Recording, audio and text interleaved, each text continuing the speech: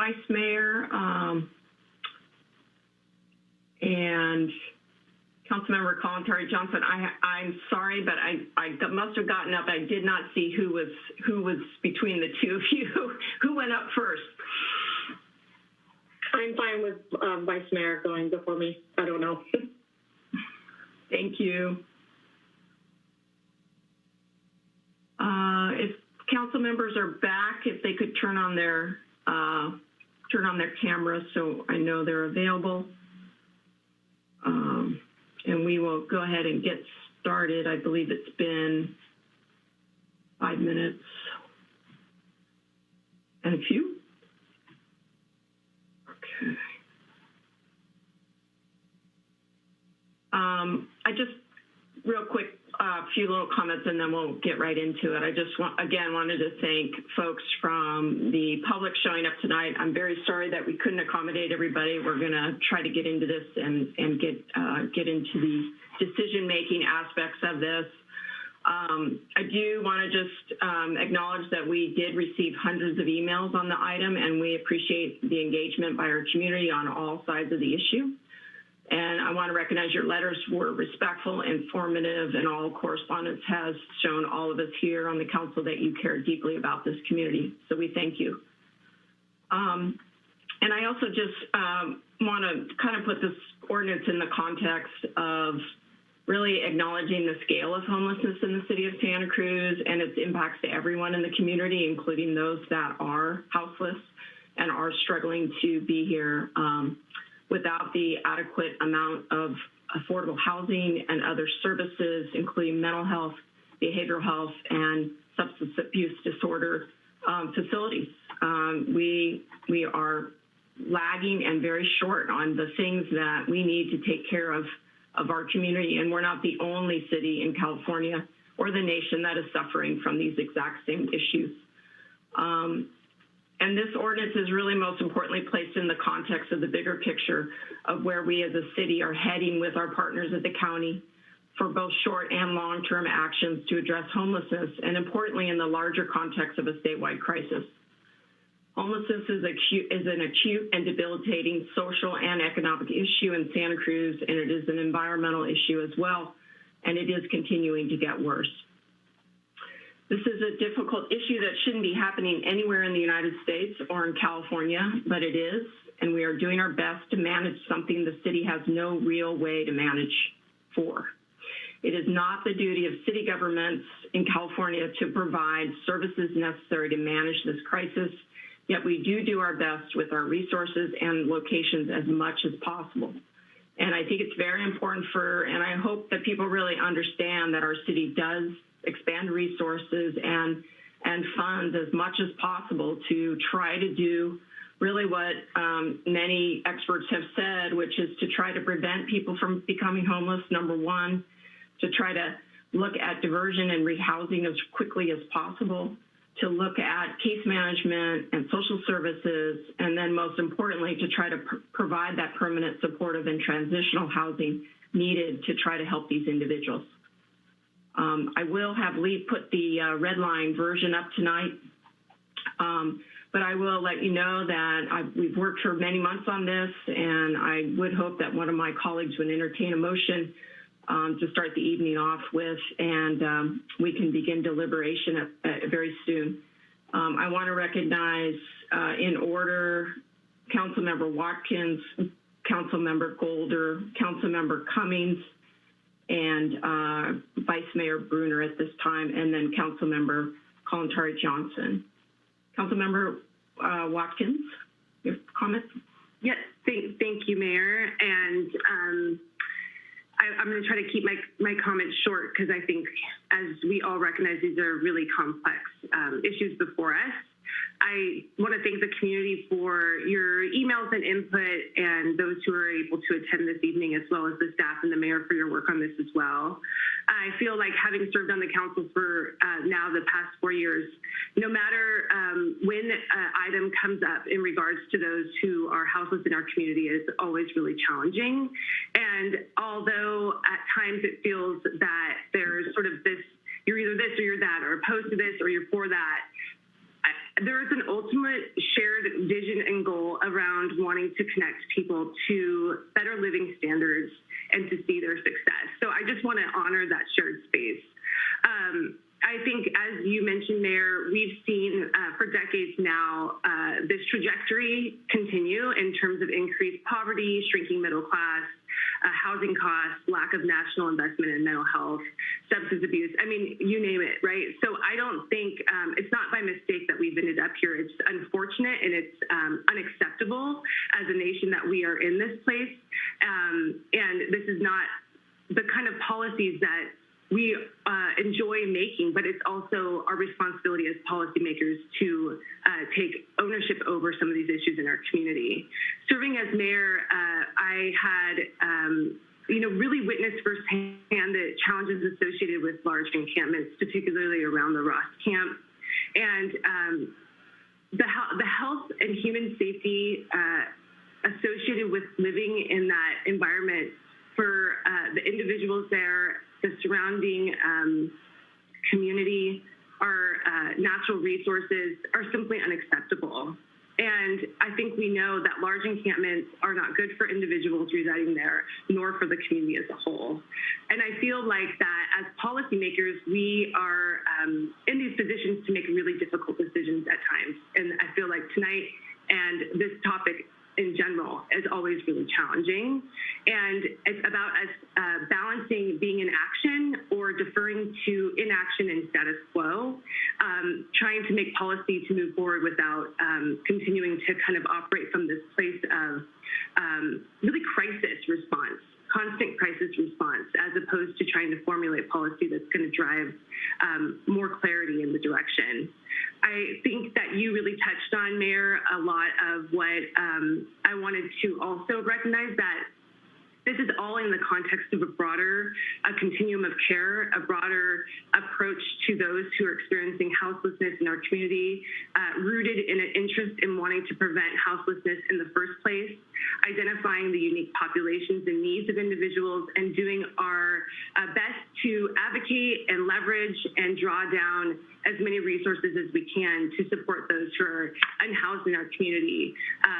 We've seen that with the interest in the county wanting to prioritize families and children, veterans, and we have other subpopulations that also need addressing. I know that you, Mayor, were interested in wanting to have additional questions answered prior to opening it up to public comment.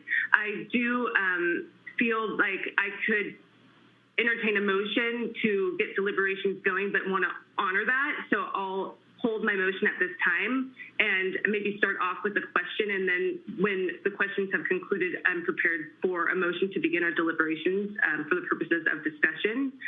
My first question is in regards to the SOPs that we had, and this is more geared towards staff. When we closed the Ross camp, there was a lot of work that we did to formulate. Now I'm spacing on exactly what the SOP stands for. Standard operating procedures. Excuse me. Thank you. Standard operating procedures, and really trying to think about how we manage large encampments forming and preventing them from forming and becoming entrenched. And we had these policies outlined, and I know that COVID has complicated the situation, but I'm curious as to why, or if the staff could speak to why they haven't been operationalized yet. I think for that, thank you, Councilmember Watkins. I think for that, I'd invite Susie O'Hara up. She has some more history on that issue. Hi, good evening, Councilmember Watkins and Mayor and Vice Mayor and council members. Happy to be here and provide a little bit of update on the standard operating procedures. As you know, during your term as mayor, Councilmember Watkins, we relied heavily on the standard operating procedures as we move forward with closing the Ross camp. Since that time, those operating procedures have been utilized on several different occasions, most specifically around ensuring that Those that are in encampments are given adequate notice, that's 72 hours, and that we are storing personal property that qualifies under those SOPs. For the experience around COVID, so say for the last 13 months, 12 months, we have, to the greatest extent possible, used those standard operating procedures as well. But given that the fact that there have been changing orders around sheltering in place, changing guidance around the CDC, and allowing for folks to shelter in place as long as possible, we've had to be really nimble and flexible with how we apply those. But in large part, the spirit of those SOPs are always used. We go out and perform outreach. We ensure that folks understand what their options are. Just knowing that the options for additional shelter have diminished so significantly during the pandemic has created additional layers of complexity for us. Okay, thank you. No, I appreciate the clarification around that. I will sort of hold off on any additional questions at this time, but just sort of share that I think that we can craft something that is informed by our community input and a way to move forward in addressing some of the concerns so that we can have, at least action and direction in some regard here. And I am interested in looking at the red line version again. I think opening up our parking spaces available in the city while simultaneously not including residential makes a lot of sense. And I think that helps also identify location specifics that our community is looking for and that we're hoping to have answered. I also have concerns about the misdemeanor component of the language and potentially thinking about removing that, knowing that there's so many other tools that could be employed as opposed to having that specific. And then also looking at where are we at as a region in terms of a navigation center and other types of efforts and social workers, et cetera. So that's sort of just summary of my thoughts on this at this time, and I look forward to the conversations that will ensue with my colleagues. So we'll go back to Councilmember Watkins for a motion, but I do have, and again, just for additional comments, questions, I know many of you were waiting to get those answered before we deliberated. Once we get those done, Lee, we can maybe put up the red line and we can start to work through the motion as made by Councilmember Watkins. Councilmember Golder, do you have comments or questions that you want to make at this time? I do, thank you. And I want to thank all of the members of the community that took time to write a letter or call in tonight. You know, it's obvious that everyone's really passionate about this issue. And I think the bottom line is nobody wants to see people suffering. They want, people to be living in conditions that are humane and safe.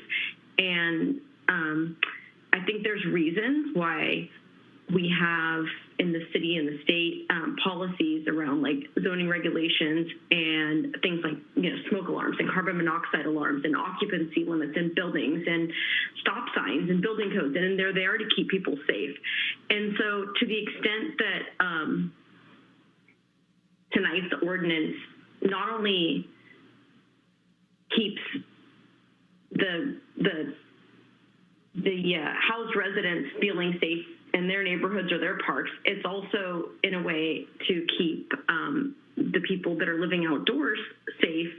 And I think it's a way to kind of move forward and help regulate some of the situations that have cost a lot of money. And I want to say I applaud the Association of Faith-Based Communities and the safe parking programs, and I encourage people with businesses or homes to allow people into your homes and yards.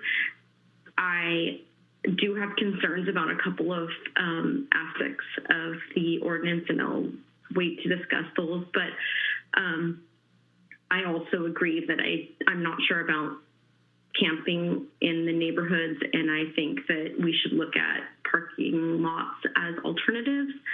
And as far as the misdemeanor goes, it's complicated. Sometimes I think without any consequences, people are reluctant to make changes, and you can't always just keep giving like carrot, carrot, carrot.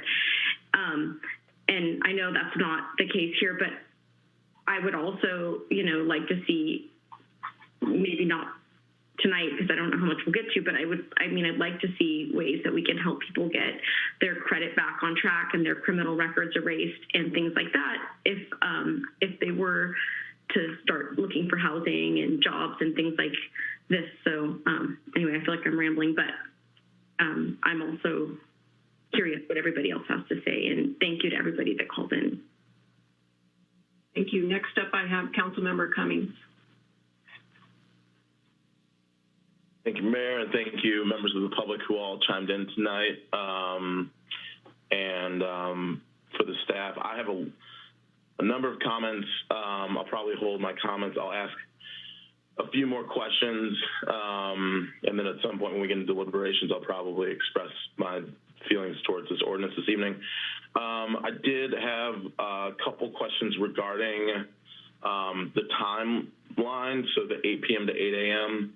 And a question I had around that is, if we establish that you can only have a tent up from 8 p.m. to 8 a.m., is that something that's static? So, for example, if someone, works, well, I'm thinking about it within the context of, where we are right now in the winter.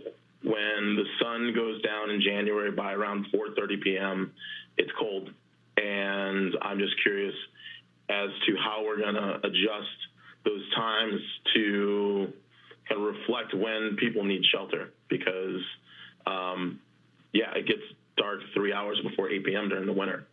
So I'd just like to hear from staff how that's supposed to be accommodated if tents can't be up until 8 p.m. And also, along with that, setting a tent up in the dark for anyone who's ever done that is pretty difficult. So, planning director, if you can speak to that, or anybody else can, that'd be helpful. Thank you, Councilmember Cummings. I would say that in the ordinances that we've looked at, there are different timelines. Some, for example, to address the issue that you raised, say 30 minutes after sunrise as the pack-up time, and then 30 minutes before sunset as the time when you can start setting things up. So that would address your concern in relation to the light and the varying times throughout the year. I would say that that was something that was considered. It's certainly something that you can consider completely within your purview. The ease of implementation of knowing 8 o'clock to 8 o'clock was a factor in the deliberations, but I appreciate you raising that question, and certainly the council can modify that as you all see fit. Okay, thank you. The next question I have is one that came up that I had, and then also came within the community, which is the determination and definition of disability.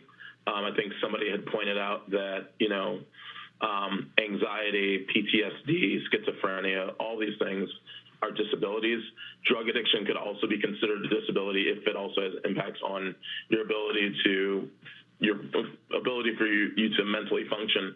So, and then, I think it's pretty safe to say that in our country, unfortunately, access to medical care is really limited.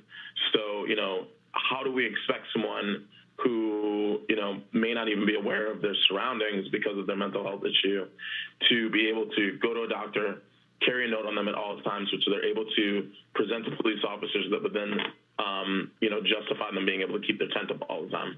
So I'm just wondering if someone could speak to, the process behind, how we're going to expect people who may have mental difficulties or disabilities to be able to meet some of the requirements that are outlined in this ordinance, especially since they may be on their own and by themselves.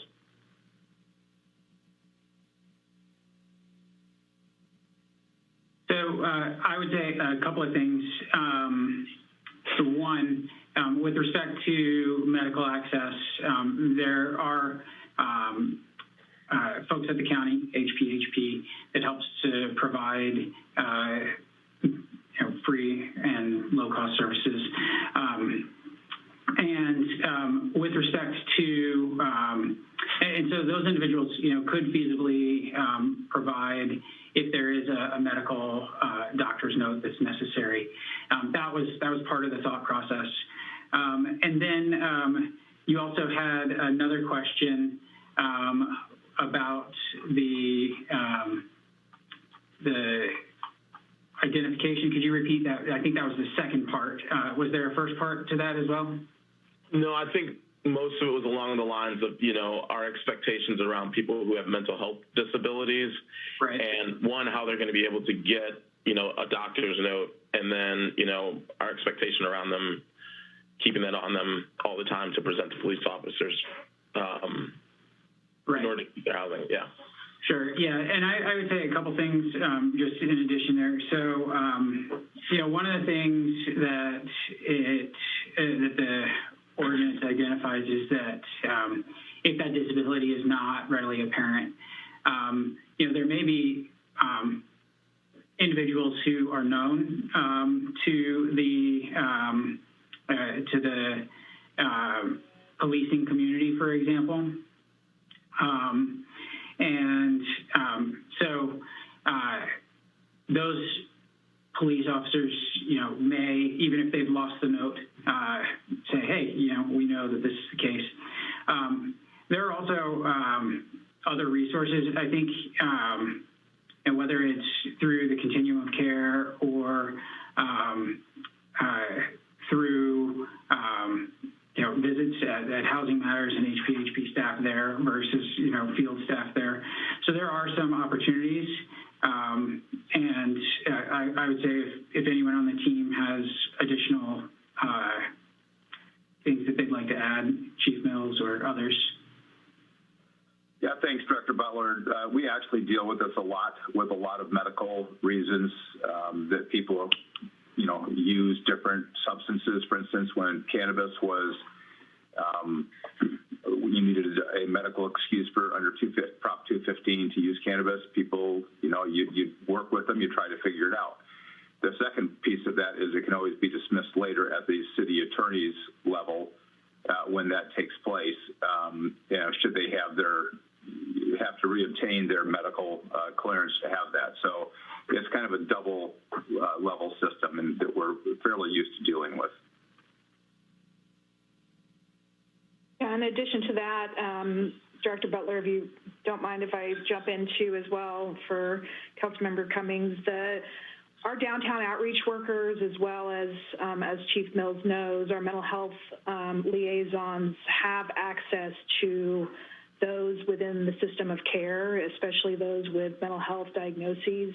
I know that our mental health workers are having hundreds of contacts a year, if not thousands, with folks that are in the city of Santa Cruz that do have access to the system of care treatment. And so I do think that there is, while there is HIPAA considerations, there is a recognizable group of folks that we have contact with through both of those programs.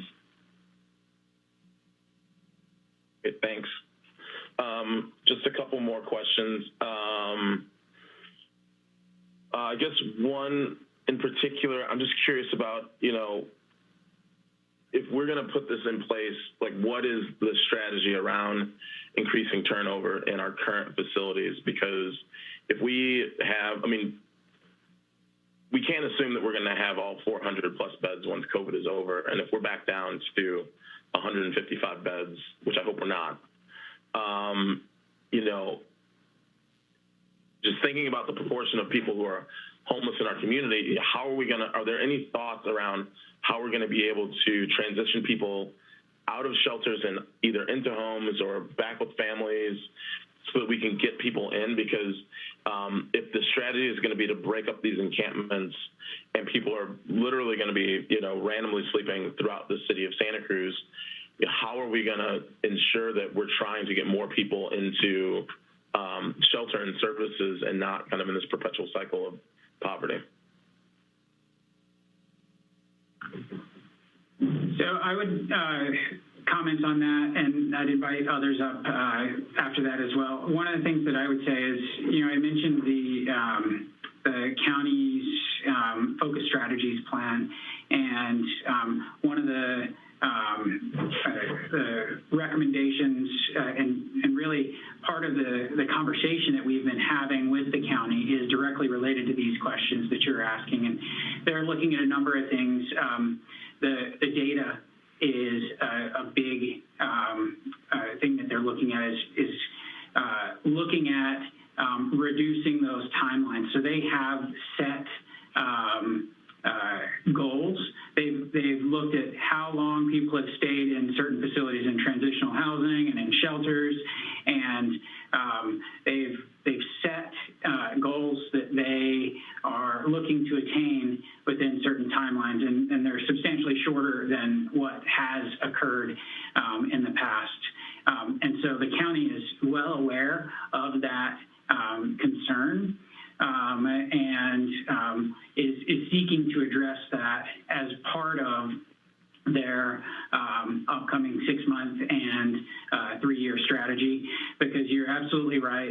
If there is not that turnover, then it's not opening up beds for that next person that needs to access that resource. It looks like Susie might want to add something as well. Yeah, thanks, Director Butler. Councilmember Cummings, I wanted to call you Justin. I apologize. While you were on the 2x2 committee, we spent months talking about this subject, so I know that it's deeply ingrained in your policy considerations. So one thing that we did talk about at the 2x2 level was the assurance that as we contemplate new sheltering models, that churn and the incentives to provided to folks to ensure that not only are they offered diversion programs before they hit the shelter system, but each step of the shelter system provides opportunities for folks to find pathways out of homelessness is critically important. So I do think that stepped model will continue to be a critical piece of the county and focus strategies work. And I think the work on the HAP and the work that Lee and others are doing to help advocate for focus strategies to really focus on kind of that stepped shelter program and leading into long-term housing solutions will be really important. So I appreciate you bringing that up. Thanks. And I only have a few more questions, then I'll try to wrap it up. I'll share my comments, and then I'll be quiet. Next 2 questions. One, and I just want to get this as a summary piece, but it sounds like, and Lee, maybe you can touch on this. Currently, based on the report that we were given, it doesn't appear to myself, and I don't think it's clear to members of the public, where people can sleep. And so I'm just wondering if you can touch on that again, because we have outlined where people can't, but we haven't said where people can. And I think the other concern is, if there is this, component, which is having storage be accessible, if the only places for people to camp are in the middle of open spaces 75 feet away from trails, for me, what that tells me is that there's a higher potential that people will be camping in these areas and having negative impacts on our environment because they won't have access to bathrooms. They'll have to, and as a result, have to make use of where they are. They won't have easy access to refuse, so they're going to be throwing their trash in a lot of these areas. And, if they're in open space, it's not like you can drag a garbage can in and out, right? It's going to be teams of city workers going out and cleaning up after people because these people have no way to access garbage, or, you know, when we think about black water and gray water, they'll have nowhere to kind of dump their those biohazardous waste. So I think it would be really helpful for us to kind of have a better understanding of where people can go, especially now that we're saying, well, now that it's coming up as well, that people don't want these people in neighborhoods.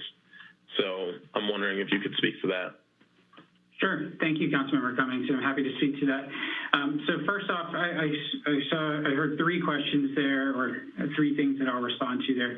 First off, where, and I'll respond as the ordinance is currently drafted. So, you know, the council can modify this as they see fit, but as are currently drafted, it's the open spaces, aside from the three that were precluded.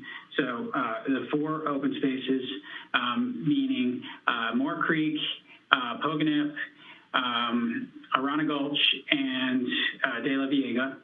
So those 4 open spaces outside of 75 feet from either side of a trail. And then there would be some sensitive habitat areas that are identified, and we would publish those before we are enforcing the ordinance. So that is as, and then sidewalks throughout the city, So that's how the ordinance is currently drafted. I would just comment on that and say that, you know, so long as adequate places are being provided, I think, you know, we would just tell the council, like, if you want to modify the places, look to ensure that there is adequate space. When we were you know, working through all of this and looking at options and considering the ordinance, you know, there are reasons for and against everywhere. And, you know, you've cited some valid reasons why there are concerns about open spaces. And so what I would say is, if the council wants to take open spaces off the table, then think about what other places are going to be put on the table so that we do have adequate spaces. I mean, that's critical from a legal perspective, of having a sufficient number of spaces for people to go and to sleep. So that's one.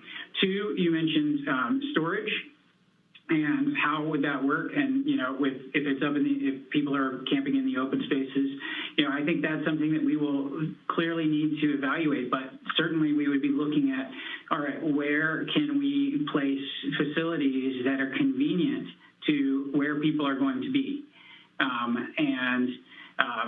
You know, if the council chooses to move those places around, as far as where people can be, then we would reevaluate where we want to put the storage, those storage programs.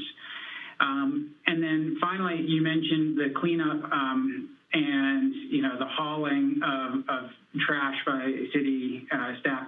I'm not going to say that this ordinance is going to fix that issue, but what I will say is I do appreciate the comments that we got from members of the public that spoke to the changes that were included in for the council's consideration, which included things like, you know, pack your trash out. You know, so it'll be the camper's responsibility to keep their trash in a bin and a receptacle. And, you know, is that going to happen all the time? No. But from an expectation standpoint, hopefully that can address some of the challenges. Okay. Thanks. I will say I'm a bit, well, I'll hold my comment because I have 2 more questions. I know that there's other people who want to speak. But thank you for providing that, the answer. First. Last 2 questions. One, there's been a lot of discussion popping up around not allowing camping in neighborhoods. However, at the same time, there is a provision that's written into the ordinance that says that private property owners can have people camping in their yards. And so I just want to understand, would there need to be some reconciliation if you say you cannot have it in residential neighborhoods and the fact that private citizens are allowed to actually allow people to camp on their properties? No, I think when we went through the proposed or potential edits for the council's consideration, it precluded the residential districts, and that is in a section pertaining to public property. And then there is also the separate section related to private property. And so I think the ordinance would be okay. And just to remind the viewers, I heard a number of commenters speak to allowances for, proposed allowances for camping on private properties. And those allowances are on the books. That's currently law, and so currently people can do that. So just clarification for members of the public. And I guess the final question is funding.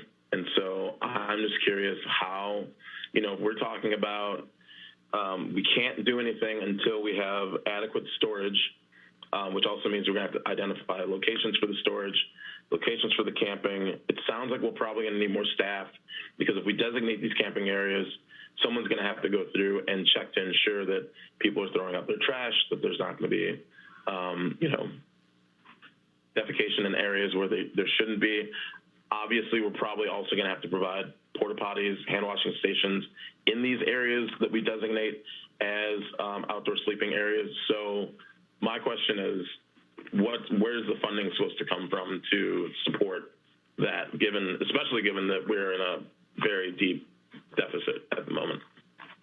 That's a great question. We spend a lot on our homeless response now. Sometimes dizzying amounts when we're just, conducting cleanups following, a camp that moves from a location. And so, I think we'd be looking at whatever sources we can for those resources. You are correct. There would need to be some type of program to operate the storage.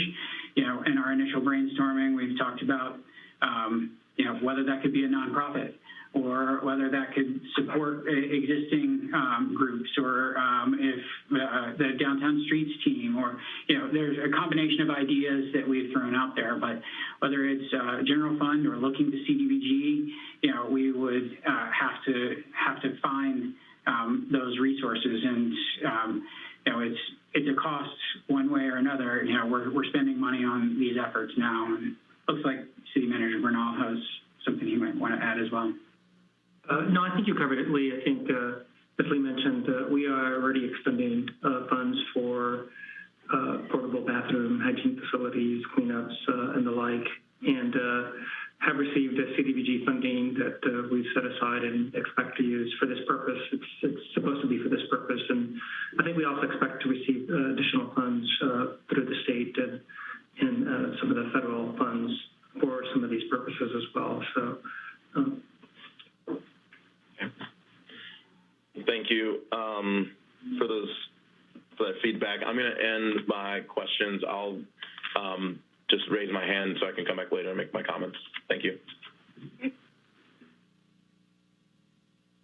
Thank you. Next up, I have Vice Mayor Brunner. Yes, thank you. Thank you so much to everybody that, all our constituents and the public and community members. That I've never had so many emails.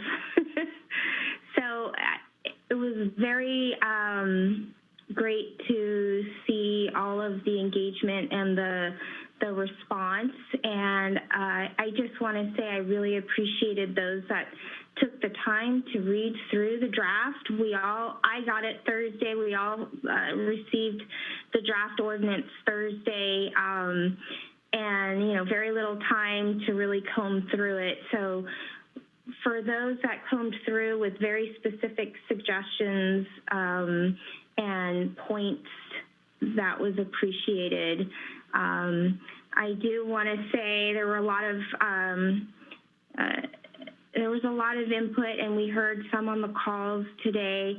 My understanding is this ordinance has the potential to help manage a very difficult situation, and I want to be clear, I don't have any delusions that this ordinance attempts to address the humanitarian crisis that exists here on the streets in Santa Cruz. That's my understanding that this ordinance does not replace the dire need for significantly increased health and human services. And as I continue to work downtown in the downtown district, and also I am now newly appointed on the 2x2 committee with Mayor Myers and county supervisors and county staff and health and human services. I'm reminded regularly of the need for more mobile outreach workers and mobile social worker teams and vastly expanded mental health and substance use disorder treatment facilities and services in Santa Cruz, and understanding that the intention of this ordinance is not a replacement for that. I had to really get to that point, and knowing that that work is happening simultaneously. And I think that's important to note. In my notes, there's so much work that has been done. I'm really actually amazed at the homelessness recommendation report that was adopted in 2017, and I understand that went through a process, and as well as the CASH committee's final recommendations.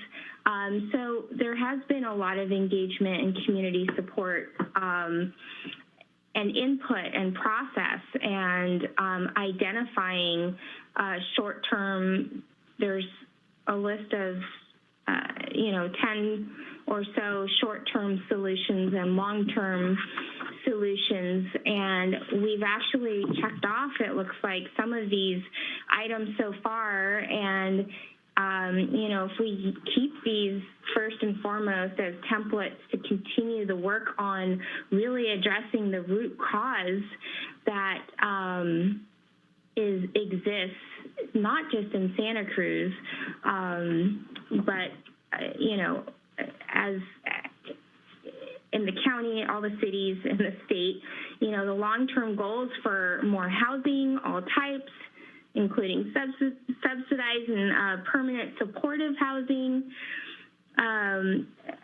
These are necessary components of, our public policy and in addressing the city's role in supporting this crisis, the crisis of unhoused folks, the crisis of mental health, the crisis of substance use disorder.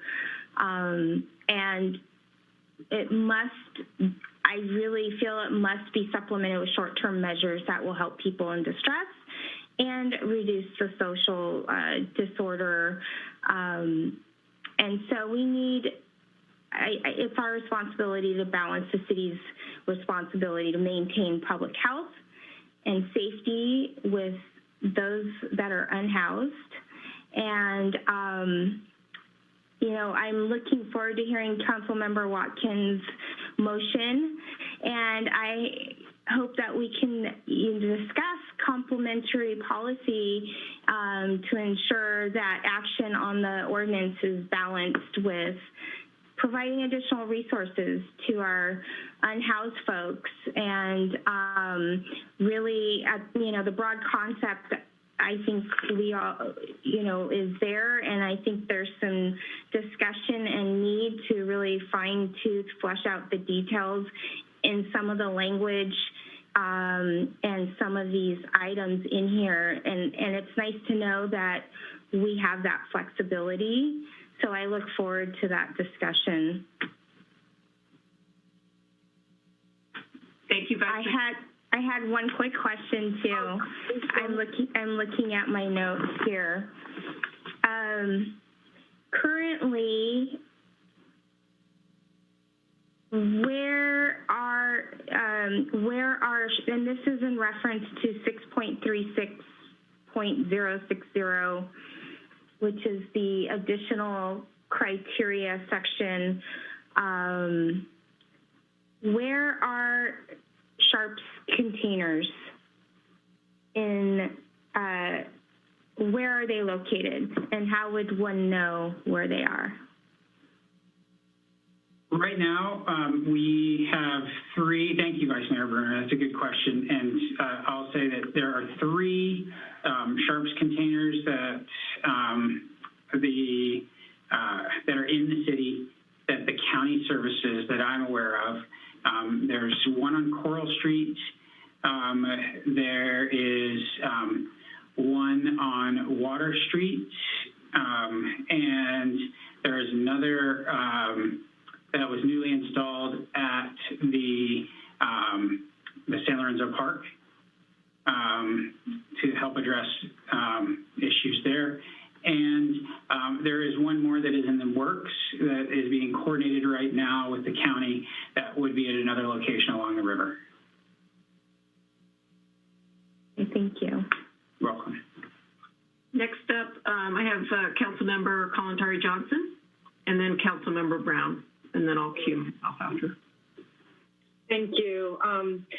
Yeah, I'd like to echo some of the comments that my colleagues have made and thank the staff who worked really hard on this, and all of the community members who joined tonight, who spoke tonight, who wrote letters. This is a really complex and complicated issue.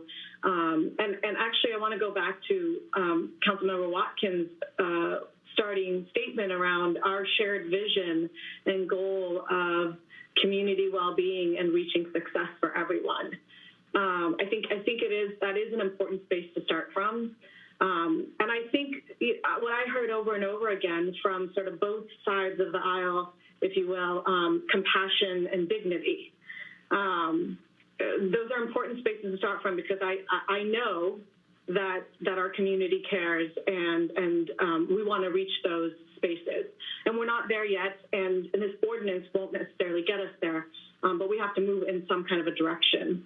I just want to note that people spoke very passionately from both sides and directions, and I hear all of it. This is an experience. This is an issue that all of those experiences that were named are real. They're real for those who are unhoused. They're real for neighbors. They're real for the environment. It's all real. It's not one side or the other, as Councilmember Watkins has said. My background is in social work. For members of the public who don't know, I have a master's in social work. I've worked in the field of homelessness for over 2 decades in the Tenderloin in San Francisco, doing direct services, doing policy work, doing grant writing, doing strategic planning. So I've addressed this issue from many angles, and I don't have a perfect answer. And I think we're not after a perfect answer tonight. We're after some actions to help us move forward. This ordinance is a beginning. I find that there are some gaps in it that I'd like us to discuss and deliberate. And I can name some of them quickly here, but I'll hold it for when we're in deliberation. But the storage program and accessibility, as Councilmember Cummings brought up. Designated areas, I think many of the council members have brought that up, and perhaps that's on the table. Having designated areas and then connecting that to staffing and supervision, hygiene stations, and then the other piece is, the enforcement piece, really starting out from an outreach and engagement approach first. I think that was a specific recommendation from the Catch Safe Sleeping Subcommittee. Using that in conjunction with the steps of warnings and citation, having outreach workers. So really integrating that piece of it And I hear what Councilmember Golder said, that it's complicated and tricky because those who will abide by the rules, if we provide support, outreach, engagement, they'll abide by the rules. And then there are those who, frankly, will endanger some of our unhoused population who aren't following the laws and restrictions that are in place. So it is a complicated space. So I think there's space in this ordinance that can be strengthened. I also think that we need to think holistically and in the full continuum of care. A phased approach where we work towards what Mr. Brent Adams brought up. It's a yes and, right? Where we work towards safe sleeping model and we have it connected to resources and staffing. We work with our faith community and nonprofits. And ultimately working through our 2x2 and with our county to get to some kind of a transitional shelter space that is robust and that's connected to navigation centers. So Vice Mayor Brenner and I have been working together on some policy direction that would complement the ordinance and some suggestions for strengthening the ordinance, but we'll wait till there's a motion and we can present those. Thank you. Thank you very much, Councilmember Kalantari-Johnson. I have Councilmember Brown next. Thanks. The first question I have three. The first question I have is, can we get a sense of those of you who are able to see how many people were waiting to speak who were not able to, just a ballpark? I'm getting a lot of messages from people who are concerned, and if I had been able to get the floor earlier, I would have made a motion to extend our public comment period in response, Mayor Myers, to your statement that we were going to, the meeting was closed. But I would like to know, if we could get a sense of how many people were not able to speak.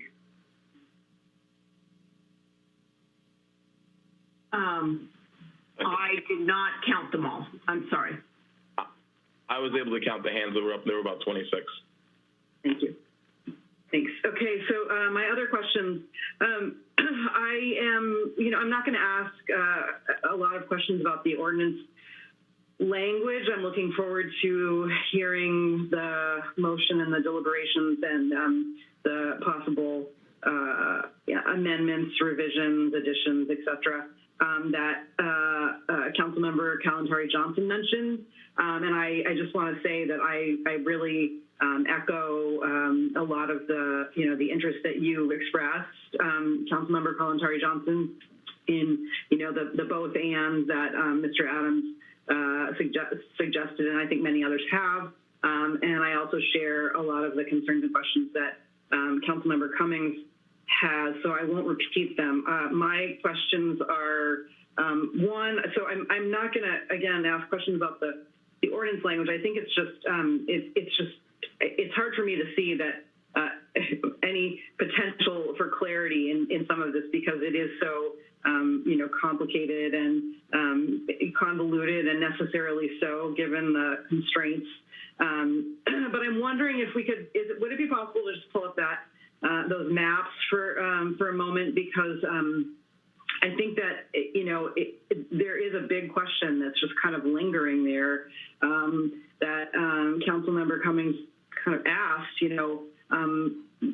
where people who legitimately, genuinely want to follow the rules that we are, the council is considering, how they could, reasonably or effectively, successfully do that. And so, and I don't suppose it's, I don't imagine it's possible to do an overlay of the red zone and the yellow. Oh, good, great. And then, so if we look at that, again, we can't dive all the way into this map and spend hours on it, but, it looks to me like what's left is neighborhoods, which I don't believe was the, or primarily neighborhoods. I see maybe a little bit of area over on the West Side Industrial and, Harvey West area. But aside from that, it's neighborhoods. And I don't think that was the intention with developing this. And so if we add the neighborhoods in, then I'd really love to see what that looks like. And if somebody could just walk us through, like to give us some idea about where, people who do want to try to navigate through whatever, parameters are placed upon them, like where they could be. So that's one question. And then my second question, which is related, is how will people come to know and understand what spaces are on or off limits? I think that question's been raised. But, especially given the conditionality of some of the spaces, and then some of it being up to interpretation, I've heard, in response to a lot of questions, well, if they have a doctor's note or, if it's like there's just so much that's not clear and that I don't think can be clarified. But what I would like to know is like where people can be and how they will come to know, like, get that that understanding. I don't think signage is going to do it. I like the idea of some outreach and getting built into this, but I also, I'm not sure that would really get us there. So I think there's just going to be confusion kind of ongoing. So again, two questions. Where, tell us where people can be and how they'll know, aside from the website, because I don't think that's a realistic way for people to access that information, or not for everybody at least. So thanks. Those are valid questions, and I think the first thing that I would say in response is, this map here is kind of the baseline. So right now, this map would show you where you could camp. There may be some areas that are flood prone, that we would close right now, and there are some areas that are signed, and we would then need to also sign some sensitive habitat areas. So you're absolutely right. I think the response that I had before was somewhat because we do need to still identify the sensitive habitat areas that would be off limits. When we start looking at these additional maps, this one, for example, showing the wildland urban interface as the largest area, certainly if that whole area was closed, then we would have a big chunk of the areas that otherwise would be allowed in open spaces, for example, that would be off limits. And so, that is concerning and something that we would need to work with our fire chief on a regular basis to say, all right, what are the key areas? I may actually ask the fire chief to pop on for a second, because I believe, and I'm not positive about this, but I believe when the restrictions were called for recently, that it was related to the Pogonip area and not all of the WUI, but I would ask him to maybe weigh in on that, and that could, help inform the discussion as well. I think here's Jason. Hi, Mayor and City Council. So the wildland urban interface is an overlay that is not just for those who are unhoused. It actually impacts housing and building standards that are adjacent to those large open spaces. And this past summer, prior to the CEQA fire, we've done a number of outreach for our highest concentration of our large encampments within the Sycamore Grove, Pogonip area. And we experienced a number of fires there. And so we targeted that just because of the frequency of fires, and we cleared that area because of the fuel conditions.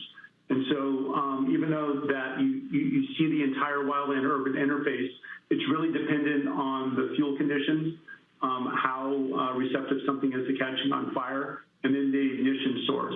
And so we had people that were camped in other spaces in our wildland urban interface but we weren't having calls, we weren't having the frequency of events there. And so this is really dependent on the impacts and the behaviors in that area and the risk to the individuals there, as well as the greater community. So that wildland-urban interface is very much dependent on the weather outside of our control, and then the events that are happening in that area.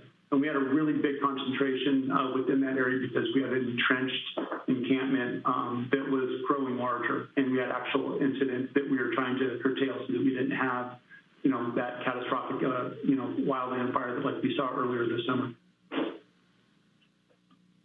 Thanks. And so, Councilmember Brown, I asked that because I wanted to confirm that, it wouldn't necessarily be an across-the-board WUI elimination. And your point is a valid one. How will folks know? And I know, you expressed concerns about, the website. I think that it could very well be, and in fact, as we have this set up, it could change over the course of the year. Flood-prone areas might go, areas where, we have a migratory species might be off limits during one time during the year and might be okay during another. And WUI, portions of it may be okay all year round and portions of it may be off limits for a part of the time. So I do think that, it will be incumbent upon, if council chooses to take this approach with these limitations, then it'll be incumbent upon staff to make sure that we're updating that regularly. And I know there's a concern about digital access. We did include in the ordinance a provision that says that a paper copy would be available. And I think, we want to make sure that it is clear. We want to make sure that where it's where it's okay, that people know it's okay, so that they can go to those areas. And we want to hear from council where those okay areas are, and we're happy to adjust the ordinance accordingly.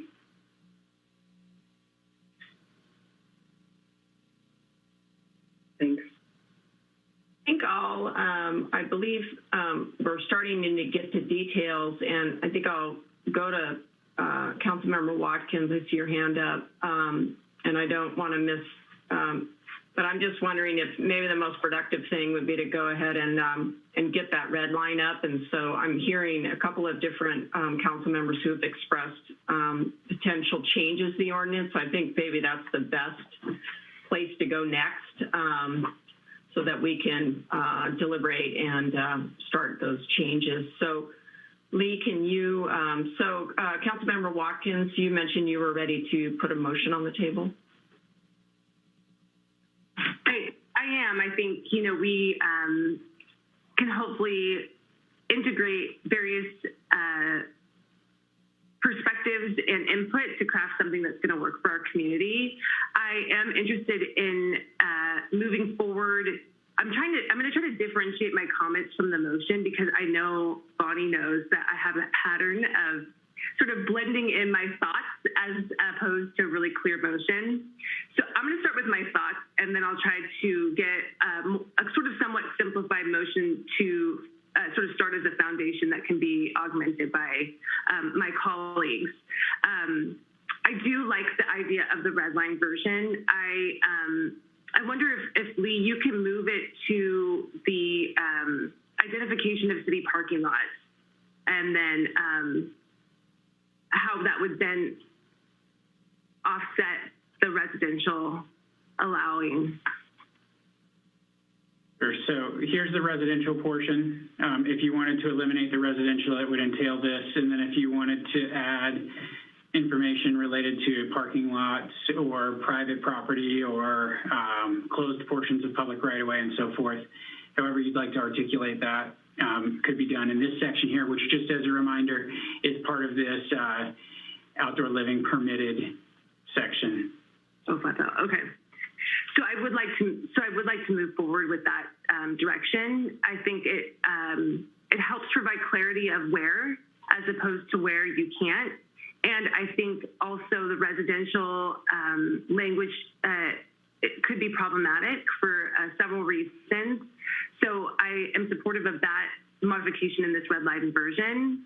So I'll make that as part of my motion as the foundation, Bonnie. And I will not include at this time the misdemeanor provision being removed because I want to have that conversation with my colleagues, but I do have concerns about that as kind of criminalizing status versus criminal activity. And, you know, hearing from Tony Condotti, there are a number of things like illegal campfires or obstructing a city's ability to mitigate an illegal camp that could be used as tools if there's individuals who are unwilling to move. But I want to really understand what the cost benefit of that is. So I'm not going to include that in the motion at this time, but I'm interested in that conversation. I would like to direct staff to return with some sort of update on a navigation center, on a day center. Where are we at with the county with this? Maybe that's a conversation that has ensued with the 2x2.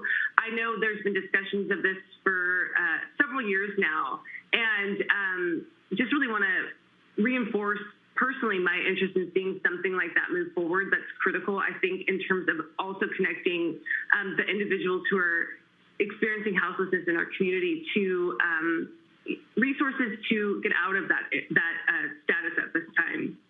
I would also like to direct staff to explore how we can partner with the county and expand social worker or case managers to support contacting and connecting individuals to resources and supportive paths out of homelessness and houselessness, as well as to the ongoing tracking of shelter options available. I know we mentioned wanting to have clarity around where they could go. We should also have clarity around what sheltering is available point in time right now, this evening. And I know that's something we discussed as well in the past.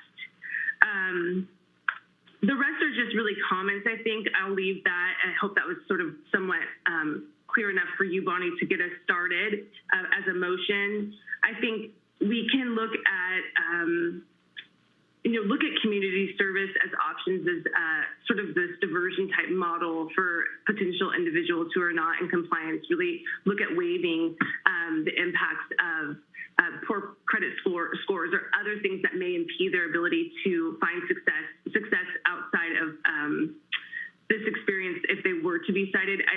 Ultimately, I think, as has been brought up by my colleagues, really this is about us. This is one component of a broader picture around how we're addressing houselessness in our community. And I really believe that it's inhumane to allow these large encampments to remain. And we've seen that time and time again.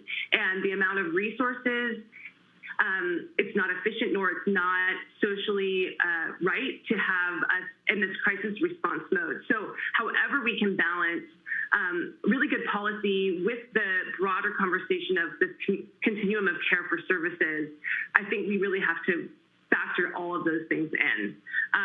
So I'm going to leave my comments at that, knowing that it's getting late and we have other individuals who want to also have friendly amendments. So I hope that was clear enough for the motion. I'm happy to have Bonnie either reread it, what she was able to gather, or I'm happy to also just restate just the motion components of it. But I wanted to provide context. Shall I restate it? Okay. Let me put it up. Yeah, that'd be great. Thank you, Bonnie. Mm-hmm.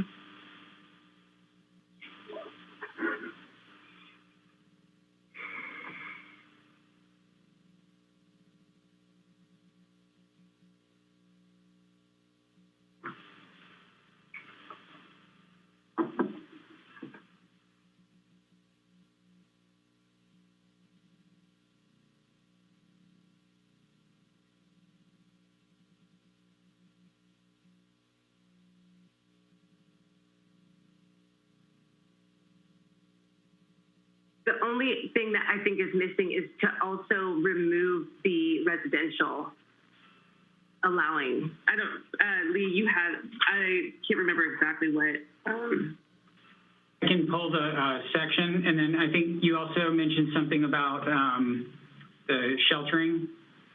Oh, yes, that's right. It's on sheltering that I didn't see. And I just wanted clarification too. You mentioned working from the red line version that was reviewed by staff, correct? Yes.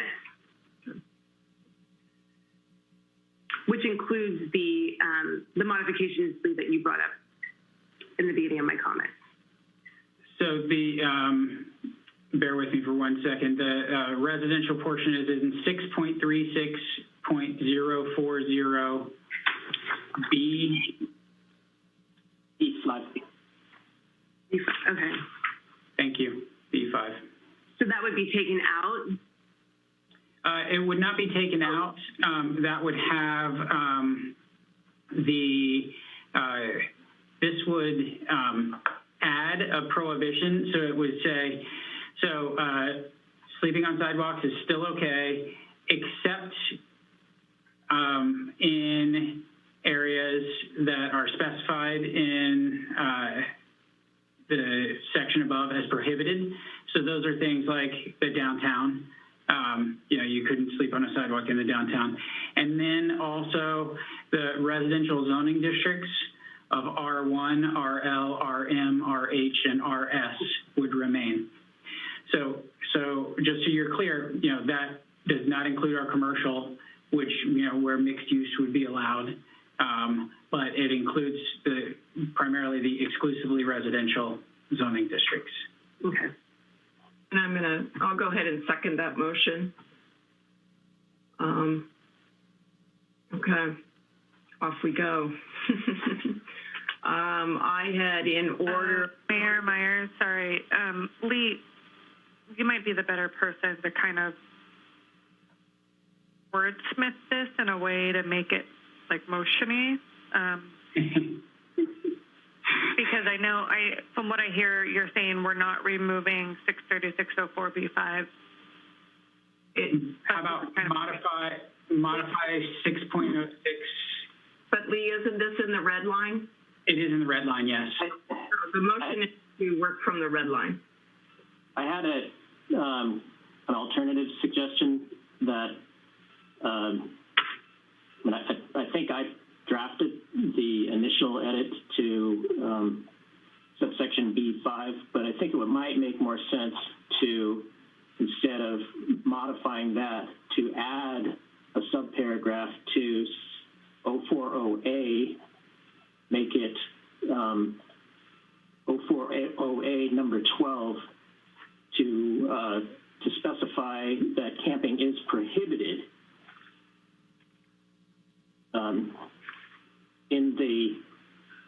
on public property in the residential zoning districts of R1, RL, RM, RH, and RS.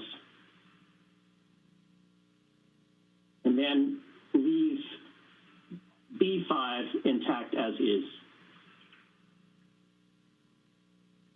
which I think accomplishes the same thing, and it's a little bit less convoluted. Probably a bit more clear, because it's expressly called out as a prohibited. Can you go ahead and repeat that? Yes. Add a new A12 to 040 that states, on public property in the residential zoning districts of R1, RL, RM, RH, and RS, and renumber existing subparagraph 12 as 13. 12. What? Renumber existing paragraph 12 as 13.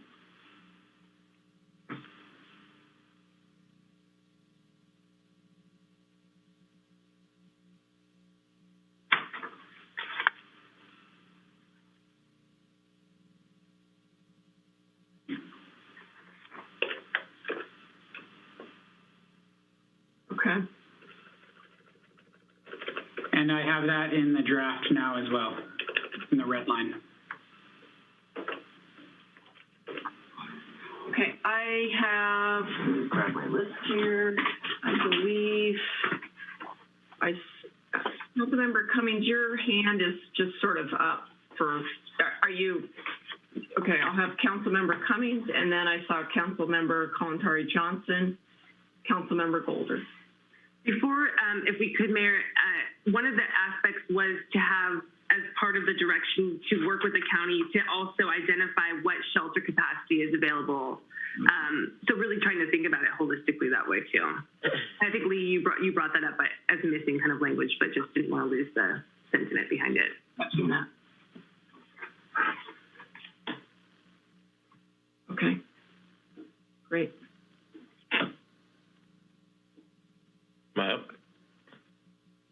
Yeah, go ahead, please. Thank you. Okay, thank you. I'm not sure where to start on this, but I will say that I do support, I want to thank everyone for reaching out to us, for staff's help, for the council members who brought this forward. I totally support the intent and purpose of why this ordinance is coming forward, especially as it relates to environmental protection. But I do have some really strong concerns with how this has come forward and kind of where we're at right now. A couple of examples I'll give. One in particular, I mean, we had 140 people, I think, on the call, and we've received hundreds of emails. And I think that for some of the people in the community, what they've expressed to me is that they were a little bit blindsided by this coming forward. Last year, our police chief had mentioned that he had, you know, a number of quality of life ordinances that were going to be coming forward. This was one of them. And part of the reason why that was put on hold was because there was a need to do more community outreach and really get input from the community before bringing those quality of life ordinances forward. And a lot of people, what I've been hearing from people is that there wasn't the sense that there was enough outreach done with this ordinance in particular to get feedback from the community. And I feel like that's what we were able to accomplish tonight. I think that we have been able to get a lot of feedback from folks throughout the community of where they should see camping, where they don't want to see camping, whether they're okay with this or not. There's been a lot of questions from, council members alike with regards to funding, the storage program, how this is going to be implemented. And in addition to all this, the staff has brought forward a red line version that none of us have seen and none of us have had a chance to read, and that the public hasn't had a chance to weigh in on or read as well. And, the things that really concern me the most about trying to move forward with this evening is that, we have an outdoor sleeping ordinance with no clearly identified outdoor sleeping spaces. We also are proposing that to enforce this, we need to have a storage program, which doesn't exist. We don't have identified funding. One thing that hasn't come up in this conversation is day services. So if we're to tell these people you cannot have your tent up during the day, where do we expect them to go? And I would imagine that many would likely flock to downtown, our beaches, these other areas, because they don't have a place to reside. We don't have any day services. So if they don't have jobs, where do we expect them to go? So those are some of the concerns. Additionally, it's come up in the conversation, we are currently being sued for attempting to break up the encampment that's at San Lorenzo that was not sanctioned.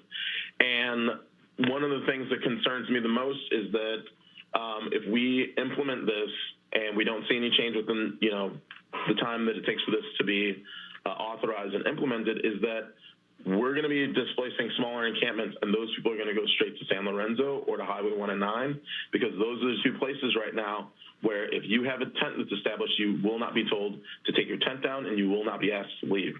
So by implementing this, I am concerned with the impacts it's going to have on those two large encampments.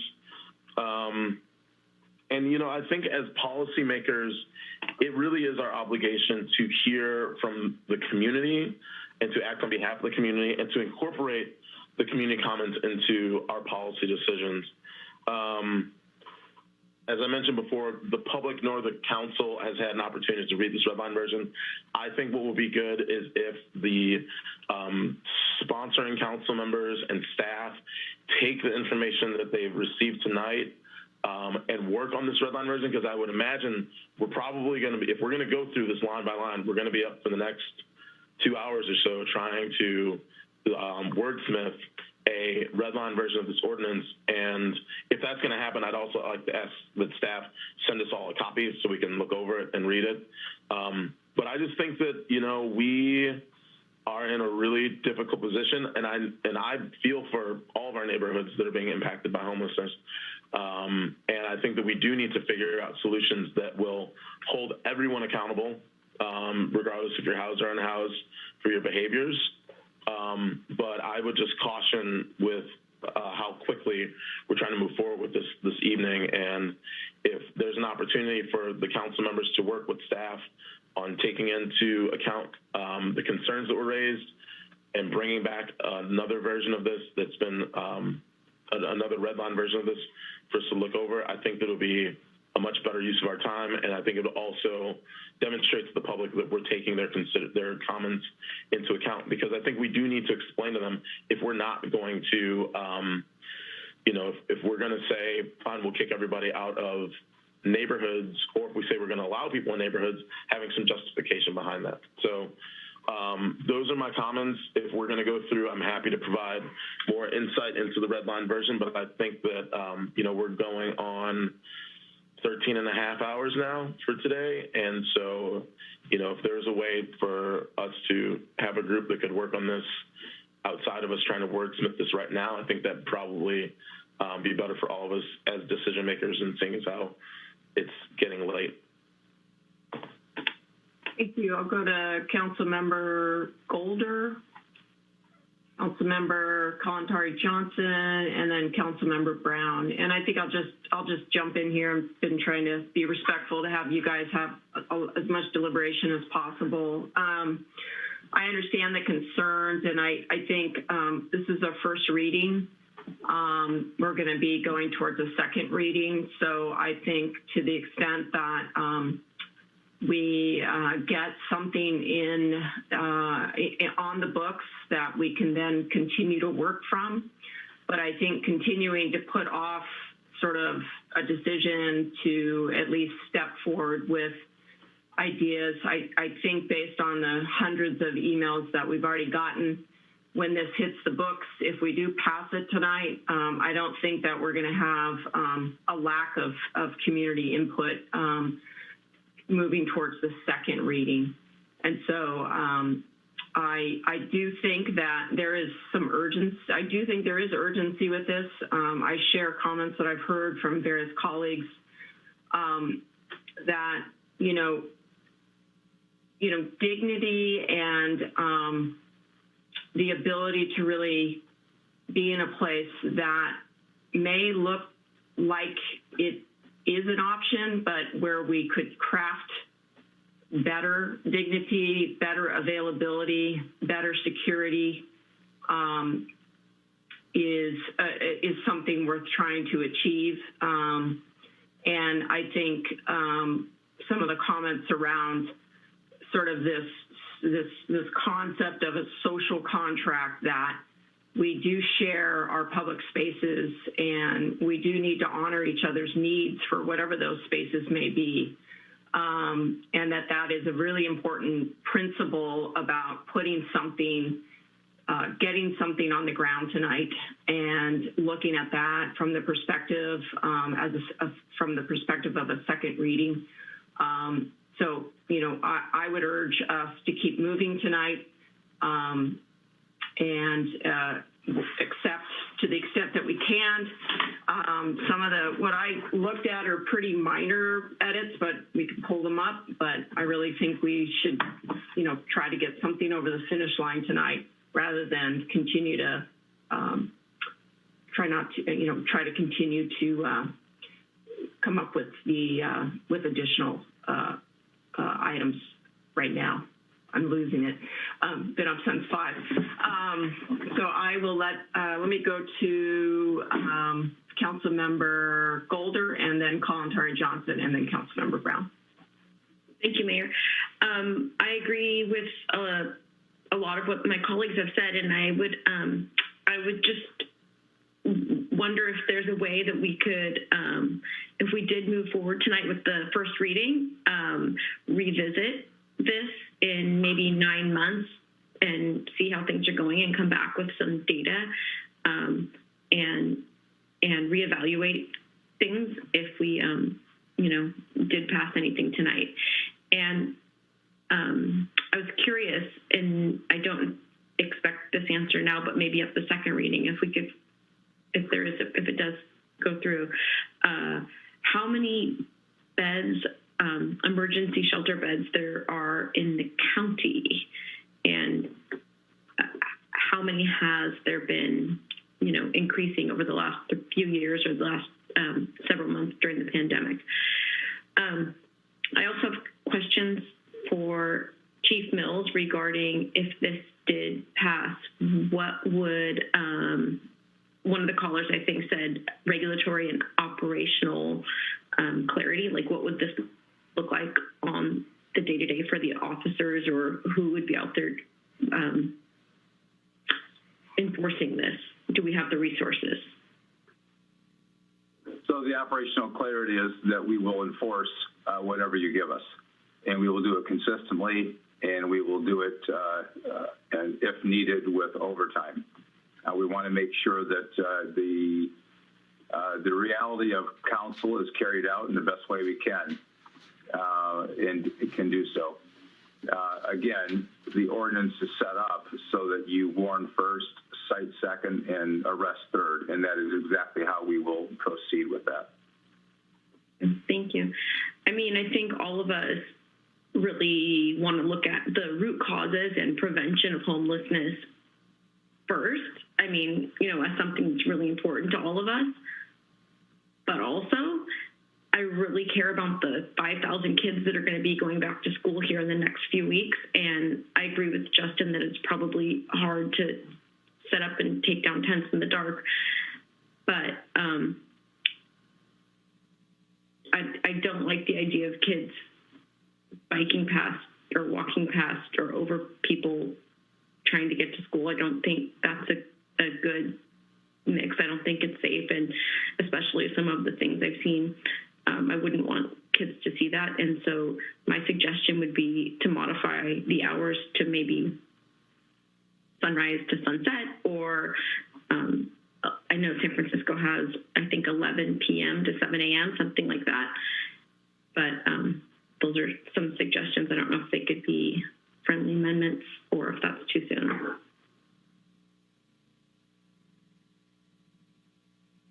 And I've got Councilmember Kalantari Johnson and then Councilmember Brown. And I think just for clarification, I believe that we took residential right now. Councilmember Golder, the residential areas have been taken out as locations for sleeping. So I'm not sure if the question was regarding kids living in those residential areas, but okay. Councilmember Kalantari Johnson. Thank you. I just to Councilmember Cummings' comments. It doesn't seem like we have been having this conversation as a community for a long time. Just looking back and looking at all the resources that we have, the catch recommendations, that was a year-long process. These are components. It's not the whole set of recommendations. These are components of those recommendations, including an update to our current ordinance. And then dating back to, I'm looking at my notes, 2017, the Homelessness Coordinating Committee, there were recommendations, and I'm going to, in a moment, I'm going to propose some friendly amendments that reference that committee. There were recommendations that were unanimously approved just a few years ago. So I think I hear your comments that this seems to have been sprung on us, but we've been having this dialogue for a long time, and it's an imperfect solution, but we won't. I don't think we will have a perfect solution. And in fact, I don't think anyone's going to walk away extremely happy tonight. None of us here and none of our community members. So just with those comments, I think if it's okay, I'm going to send Bonnie some proposed language. Is that the appropriate step? Yes, please. Okay. All right. So I just need a second to download my document. I'm sorry? And Bonnie will add these to the existing motion if they're accepted. But yeah. Okay. All right, Bonnie, I gave you an outdated draft, so let me send you. These are in conjunction with Vice Mayor Brenner and I have been working on them. So we've been making changes as we've been hearing the conversation. So I'm pulling it up now as well. Yeah, and I'm going to send Oh, thanks. I think I got it. It's on my desktop now. Sorry, this is taking a moment. I know we're wanting to move. Okay. All right. So I just sent it to you.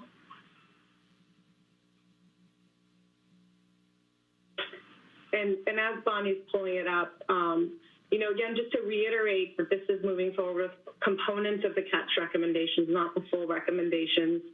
It's helping to set clear standards and code for us to be able to address quality of life issues, environmental and health and safety impacts, and then really move towards developing the yes and of Mr. Brent Adams of implementing a robust homelessness program.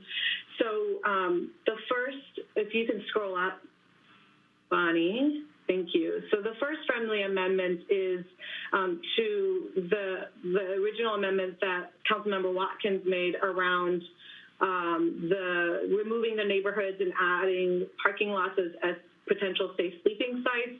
So I would like to add to that, make the amendment to that. And again, this is in line with CATCH's recommendations that we I'm sorry, that's the second part. If we can move down to B.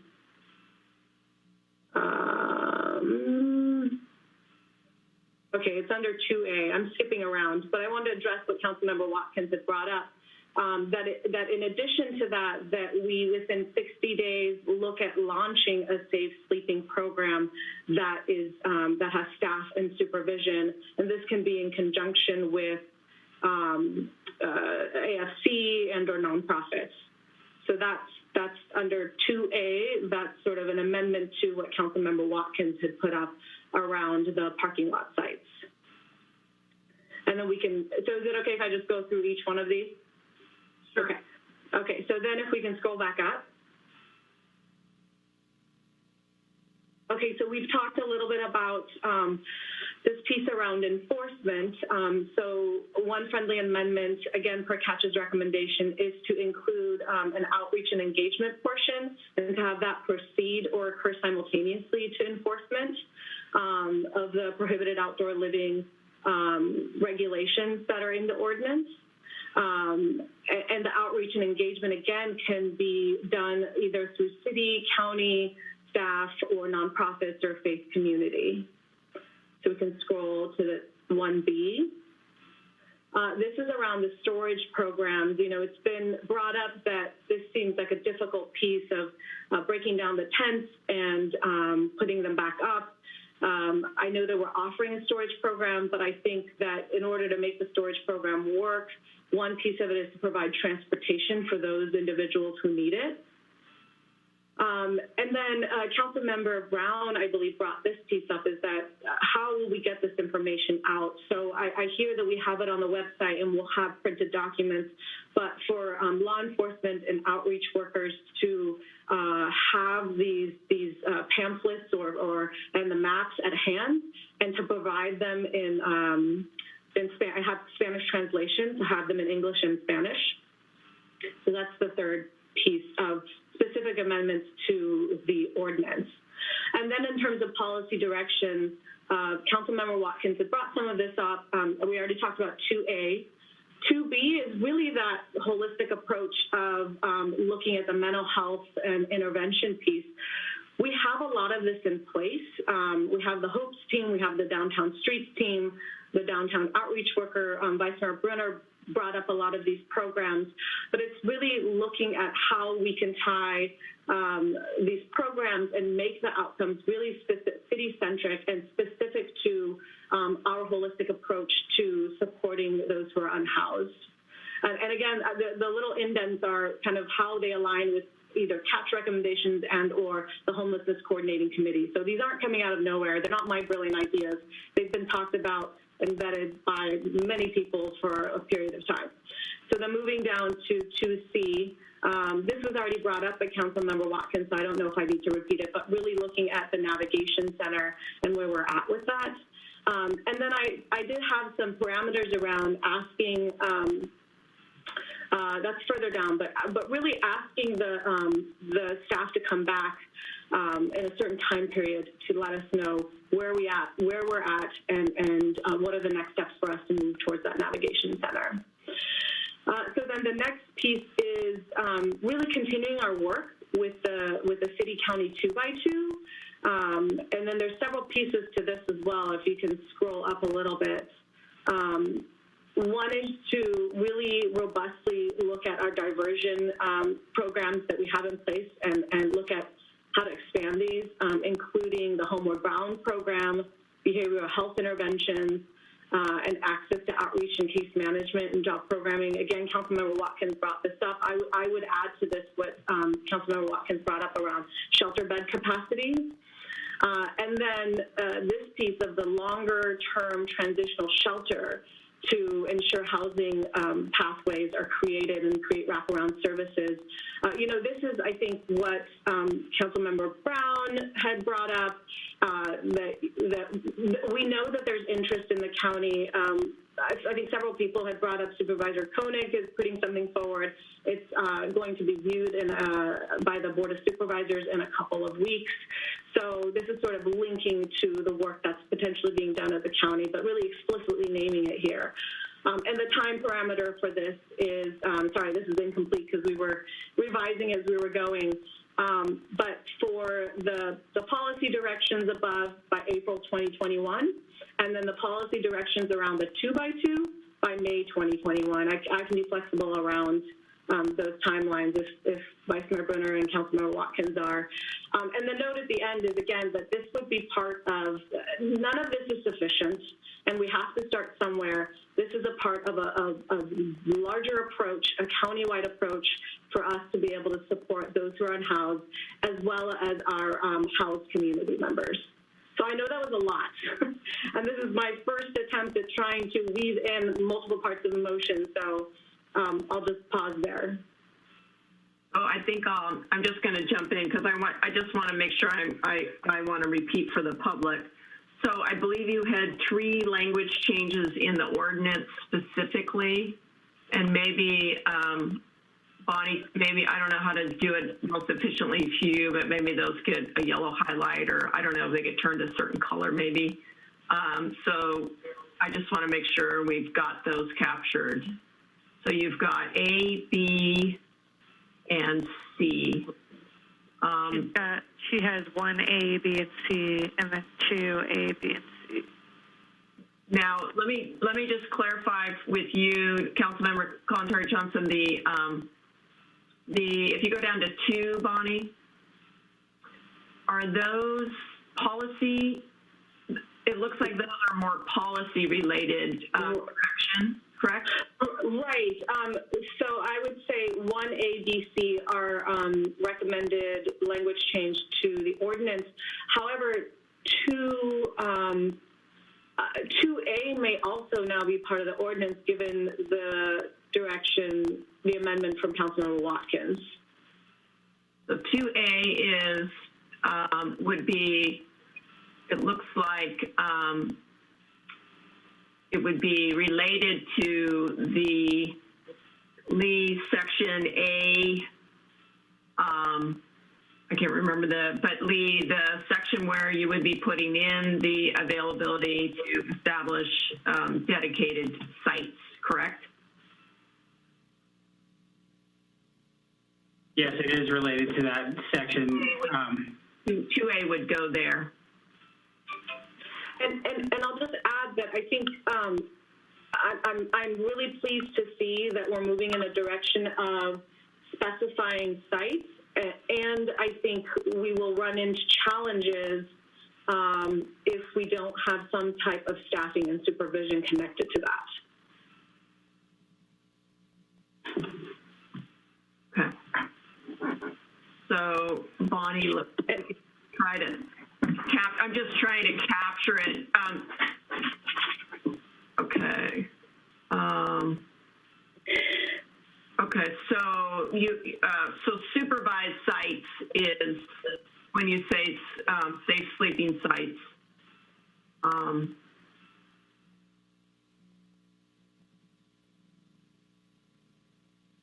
You grab that. I think we've got maybe cut and paste A up into the actual ordinance changes. Yeah. And I don't think it's aligned with the aligned with cash recommendations. Yeah, we can take that out. I was just trying to show that it's not coming out of nowhere. And Lee, can you reference the section that this would go in?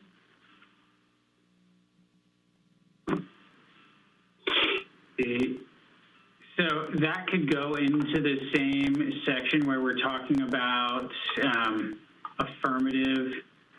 Let me get that. I'm scrolling to the section right now. 6.36.050 camping/outdoor living permitted. It could go at the bottom of that section. Okay. Can you say that again? 6.36.050. And that would be, you could put it in, that would be a substitute for, I don't want to share my screen because you've got that up. We had the potential that Councilmember Watkins was considering that said to set up the, in all or part of a city-owned parking lot, closed portion of the public right-of-way, and so forth, a program for overnight use of no more than 150 safe sleeping spaces. So it could go in that same section. It could replace that, or it could be in combination with that. I can share my screen if that's helpful for the council. Yeah, why don't you go ahead and do that? And then, and sorry, if I may just complete, I strongly believe that these components are necessary and needed to have a more a strengthened ordinance for us to move forward. So I would like to support this ordinance, and I think these are the pieces that are missing. Some of the other pieces, Councilmember Watkins has already brought it. So. I'll look the maker of the motion. I believe, missed maybe a motion, or at least a change meant by Councilmember Golder. Councilmember Golder, you mentioned report back to council in 9 months after 9 months to do implementation. Yeah, that would be my desire, just because I would like to see if, this is so complicated and it's getting really late and I'm not a night owl. And like Councilmember Cummings said, like, we haven't had an opportunity to read all of the edits, and so guaranteed we're not getting everything right. And so I would like us to revisit it in like 9 months, and so we can have some data to look back on. And you're referring to if the ordinance becomes, if it is approved at the second reading, or if we have to go through. Exactly. We've set a 9 month. Exactly. Got it. To reevaluate. You get that in the motion, Bonnie? So I did. Okay, great. Thank you. And I'll make her the motion for whether she'll. Do we have a second on Councilmember Watkins' motion? Do we have a second? That was me. Okay. Are you ready for me? Yeah, go ahead. Okay. I'll just start my comments by saying I think there is definitely alignment in the direction we want to go, and I want to thank Vice Mayor Brunner and Councilmember Kalantari Johnson for your thoughtful work in providing these additional amendments. And I definitely feel they're in the spirit of a lot of my thoughts as well. So with that, I'm pleased to accept those friendly amendments if the seconder is also willing to do so, as well as including the report back that was referenced by Councilmember Golder in the 9-month time period. Yeah, and I accept those as well. Thank you for that work. Okay. Anything else, Councilmember Kalantari Johnson? I know that there's also the other part of your motion, which is really policy direction for staff follow-up. Yeah, nothing else from me. I know others have their hands up, but I would just want Vice Mayor Brenner to chime in as we work on this together, if that's appropriate. Absolutely.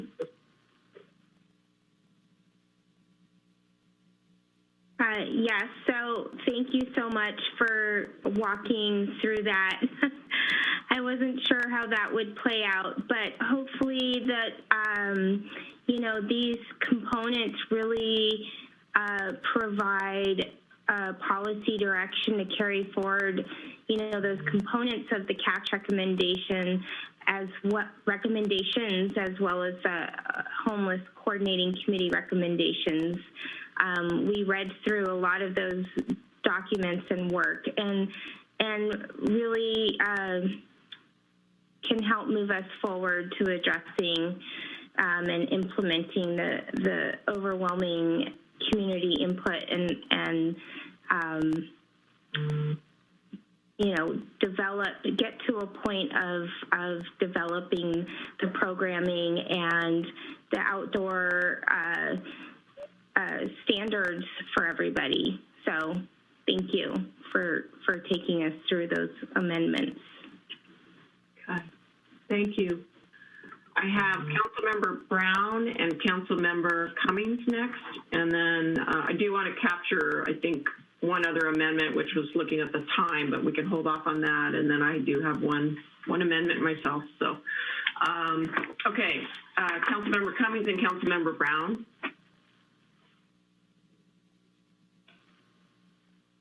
Councilmember Brown was first. So. I'm sorry. Go ahead, Councilmember Brown.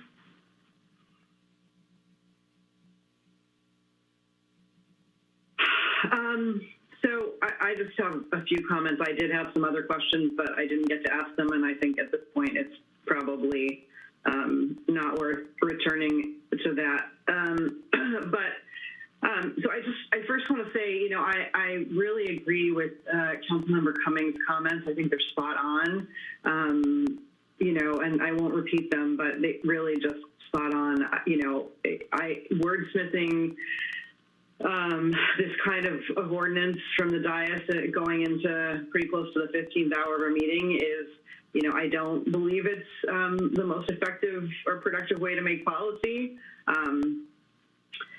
And I also want to really appreciate Councilmember Kalantari Johnson and Vice Mayor Bruner's proposals. I absolutely support the staff direction and the other pieces of that that you proposed, and I'm hoping we can take those. We can separate those from the ordinance motion, the reading of the ordinance, so that I can support those on the record.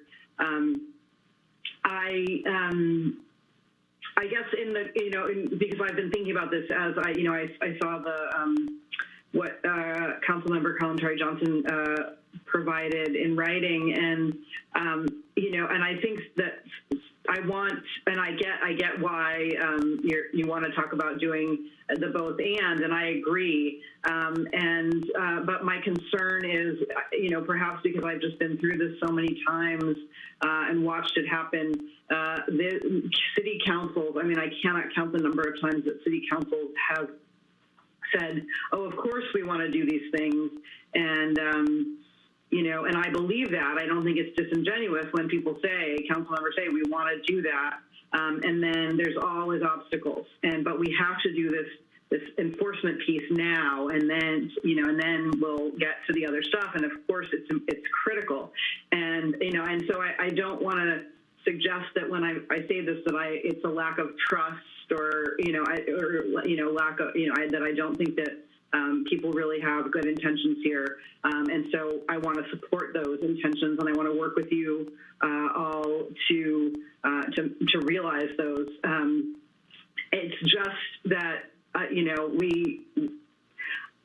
just can't, and I also believe that there are, legitimately, there are places in our city that are not appropriate for, for congregate camping, and I, and so I don't want to suggest that by not being able to support this ordinance tonight, that I'm suggesting, that I think that what's happening right now is okay. It certainly is not.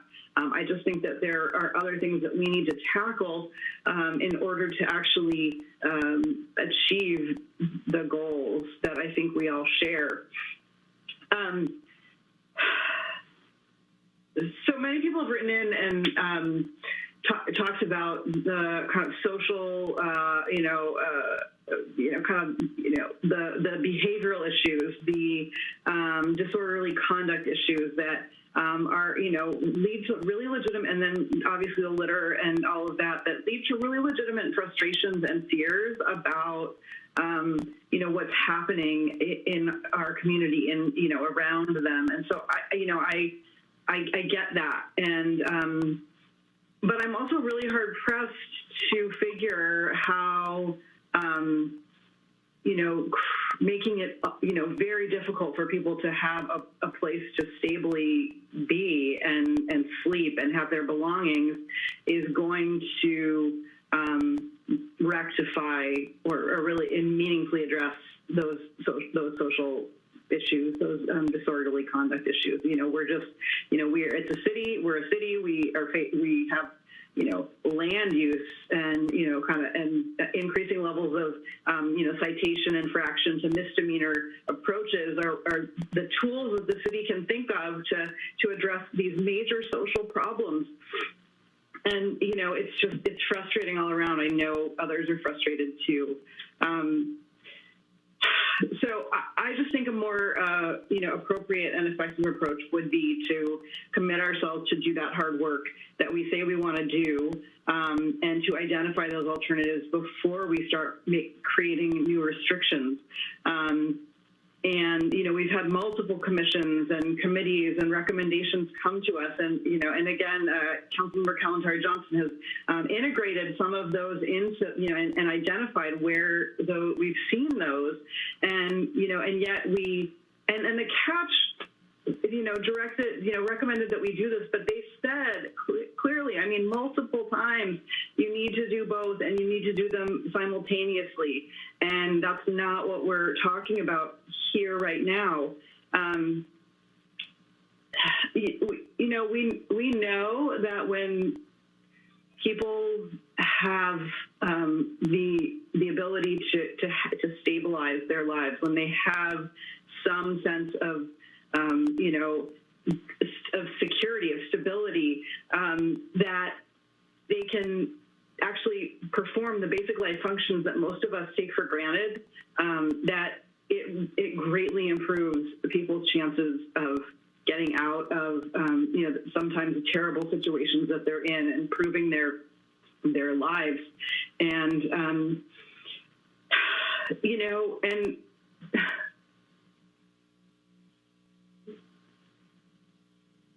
yeah, and when people are, I just think about being constantly worried about, losing all my stuff or being ticketed or moved along, and trying to actually, figure out how to get through the day, or, much less make plans for the future. It's just really overwhelming to think about.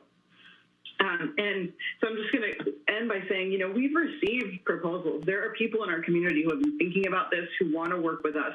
We've received proposals from community organizations, from faith-based organizations. The AFC, has consistently and more recently, just in the last couple of days, we've received messaging saying, we want to work with you, and here are some of the things that, we can bring to the table. And, it's like, Well, so first of all, those organizations work largely with, the help of volunteers. They have the ability to raise private funding. Donors want to step up and support these efforts, and to create some kind of programmatic and perhaps permitting or locational parameters to have that conversation and actually step up. And AFC is talking about a pilot. I think we ought to be looking at that very seriously. I think we ought to be trying to do that right now, before we consider all the ways that we're going to make it impossible for people to have someplace to be. So, as it stands, I just, I can't support an ordinance like that tonight. I want to support all of the other recommendations that have been made. It just doesn't feel ethical, and it doesn't feel efficacious, even if it, seems to satisfy some, with the optics. So I'll leave it there, and I look forward to hearing you all do some wordsmithing. I'm like, I can't do it, but I appreciate your efforts. I think what we'll do, I know Councilmember Cummings, you have your hand up, and I'll get you rolling here in a minute, but just so people are tracking, Councilmember Kalantari Johnson, I think it might be better to capture your policy or your motions for staff follow-up and some of the items that you listed maybe in a separate motion, so that council members potentially could look at that.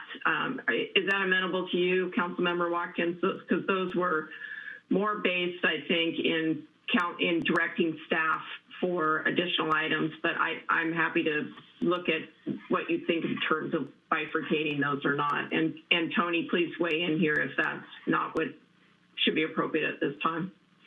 I think, well, I'll let Tony weigh in if that's needed, but I think one of the other options could be that essentially what we would have is if council members are supportive of certain aspects of the motion, then they could indicate that they want for the record that their support of those aspects be, included, or we could go through the kind of the complicated bifurcation, but I don't know what's easiest or how you want to handle it, or how Tony. I think if that's acceptable to Councilmember Brown, that would be fine if it's noted in the record that she supports those.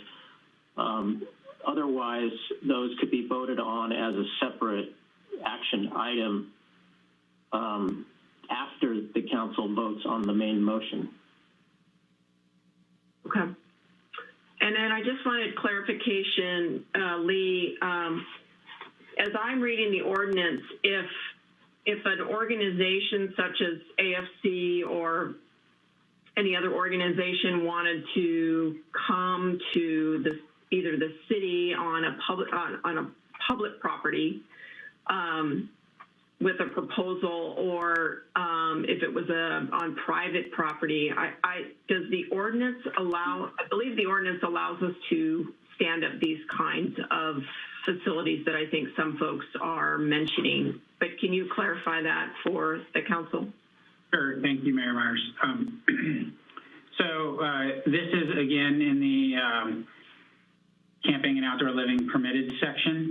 And we had this provision in here that said at events or in a manner that is authorized by the city council or city manager as temporary safe sleeping sites and or temporary encampments, which may be managed by the city, the county, or an approved nonprofit. We subsequently recommended, or I should say, we subsequently added for the council's consideration. Whoa. All right. We subsequently added for the council's consideration the option to allow those facilities to be put up on public, private, or private properties in any zoning district. Okay. So So we broadly said that it's okay. So that was the additional,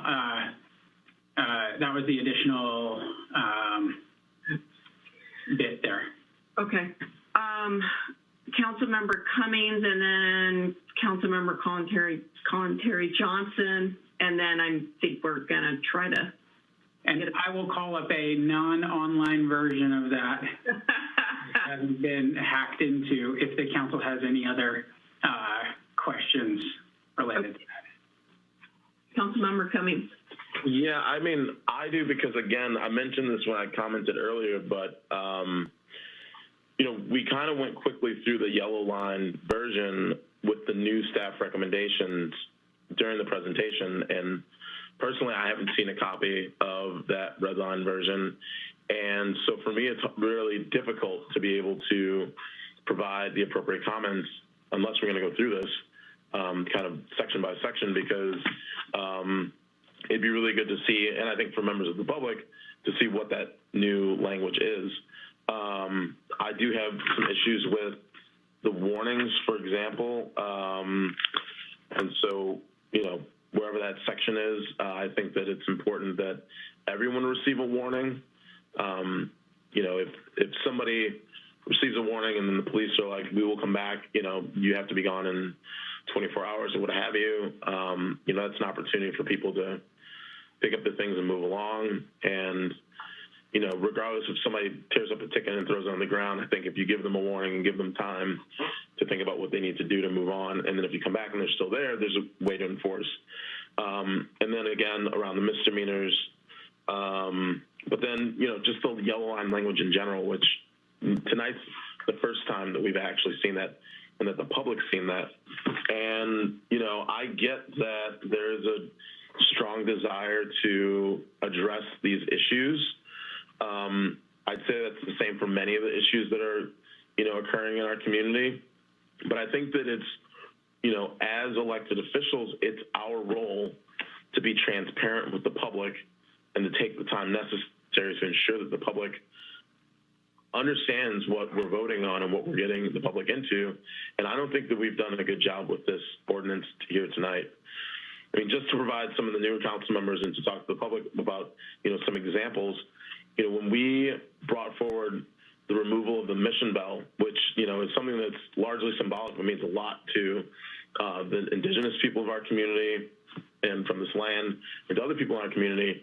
I mean, we took that item, we worked on it with stakeholders, brought it to the council, we sent it to Historic Preservation Commission for more input. We brought that back to council, and we were able to make a decision on that because we were able to gain the confidence of the people in the community and to be transparent with what we were doing, so that throughout that process, there were multiple times for members of the public to comment on this. I get that this has gone, that the catch has provided us with recommendations, and other groups have too, but the specific of what we're implementing, this is the first time this has come to the public's attention, and we don't even have the full language in front of us this evening. Because of the fact that there's been edits that have been done by staff, we've been introduced to those edits today, but I personally don't feel like I've had enough time to even look over them to understand what we're getting ourselves into.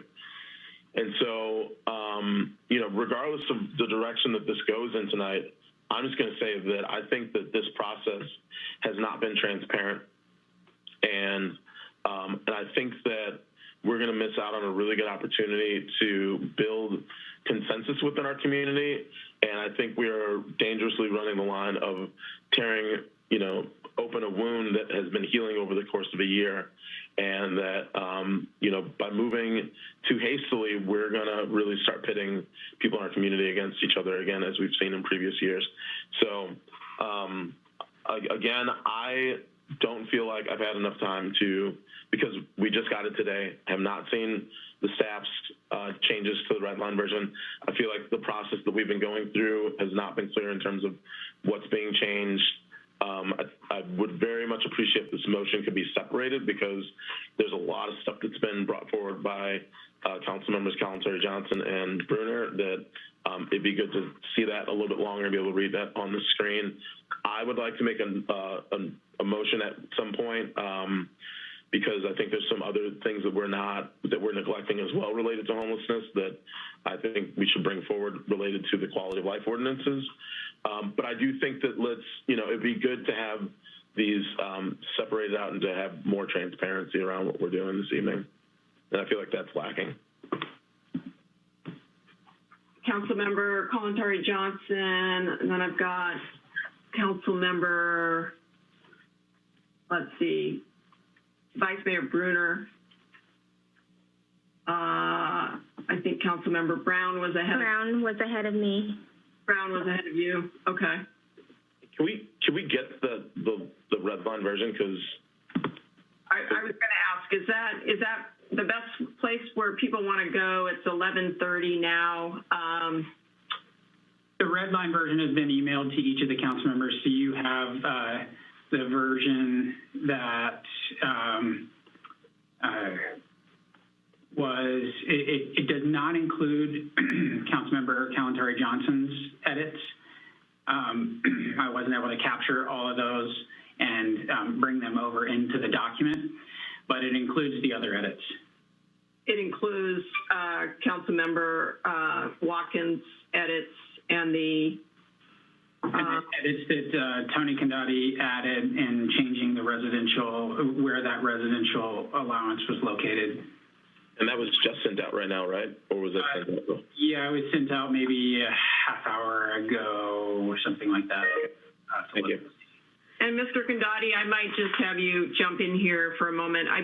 My understanding is live red line edits are kind of typical in a first reading of an ordinance, sort of the process of working our way through language, correct?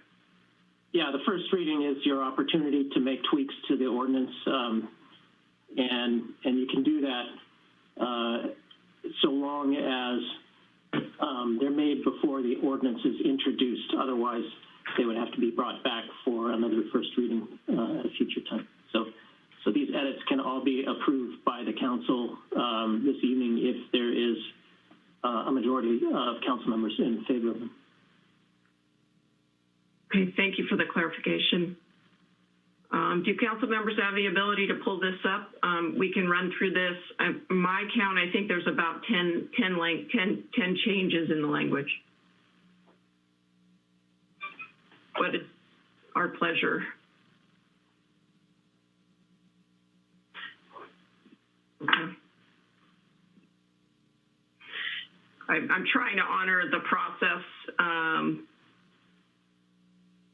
I don't really want to take a vote on it, but I'm just trying to honor a way to move this forward. Lee, could you simultaneously maybe just run us through this, because I'm not sure if everybody's got their tablets or what have you that they need. Happy to do so, and thanks. I think Bonnie's got this up here. So first edit at the top there is removing. Could you go, Bonnie, to the section above, so just so we know these sections and we can track? There we go, perfect. So section under definitions would be great, just so people understand it. So removing the vehicle references in the outdoor living facilities item, and that's because those are dealt with elsewhere. Noting in the outdoor living encampment definition that if things have been there for 12 hours, then they're considered an outdoor living encampment. I'll give you guys a second to read that if you want to. Maybe, Can I make a comment? Yes, please, go ahead. The email that I received from Lee has the document without the color changes. It has the changes, but they're not in color. So. Yeah, I think you have to open it in Word on your tablet. That's what I had to do. Okay. You have to have track changes on, I believe. Yeah. Thank you. Yeah.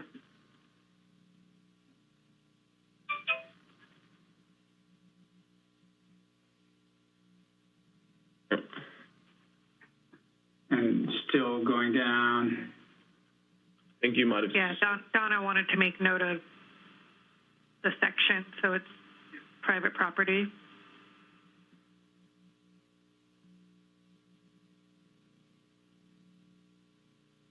And so this has just additional private property, things that could be restricted.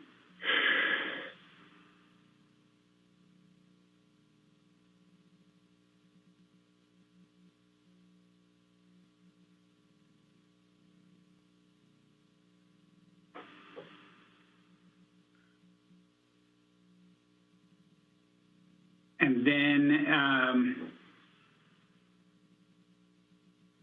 this is the clarification in number 7 there, that it's not just neighborhood and community parks, it's all parks.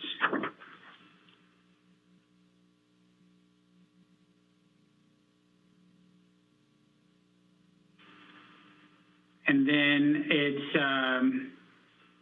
in number 11 here, this is the prohibition on camping in the residential zoning districts, so R1, RL, RM, RH, and RS.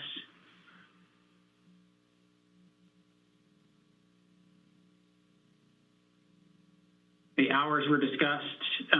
Those were flagged in case anyone wanted to make changes to those, but they're as 8 a.m. to 8 p.m. now.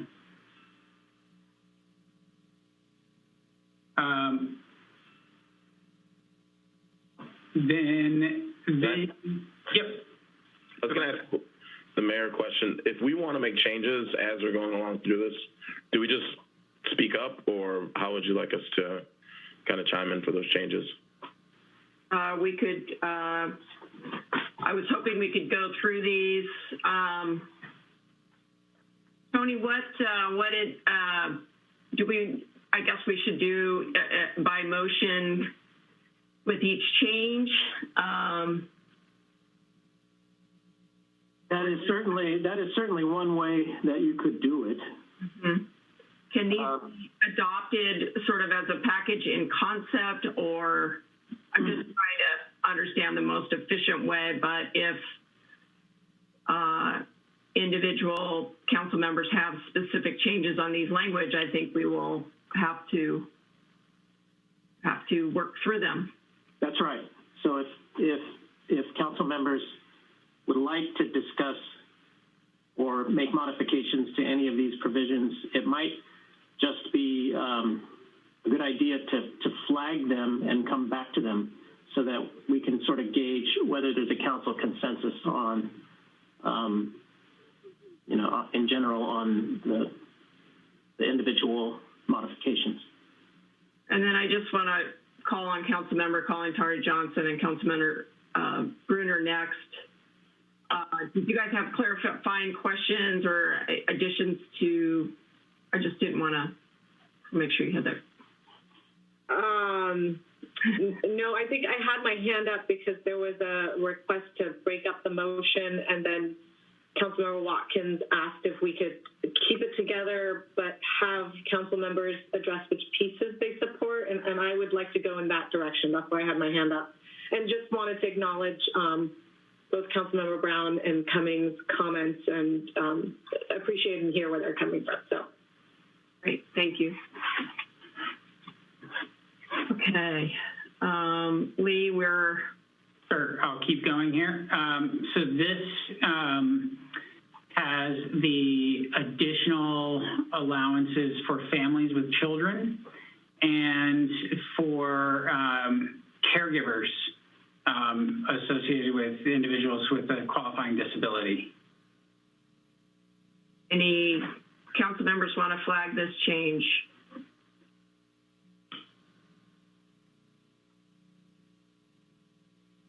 Okay, we'll move forward.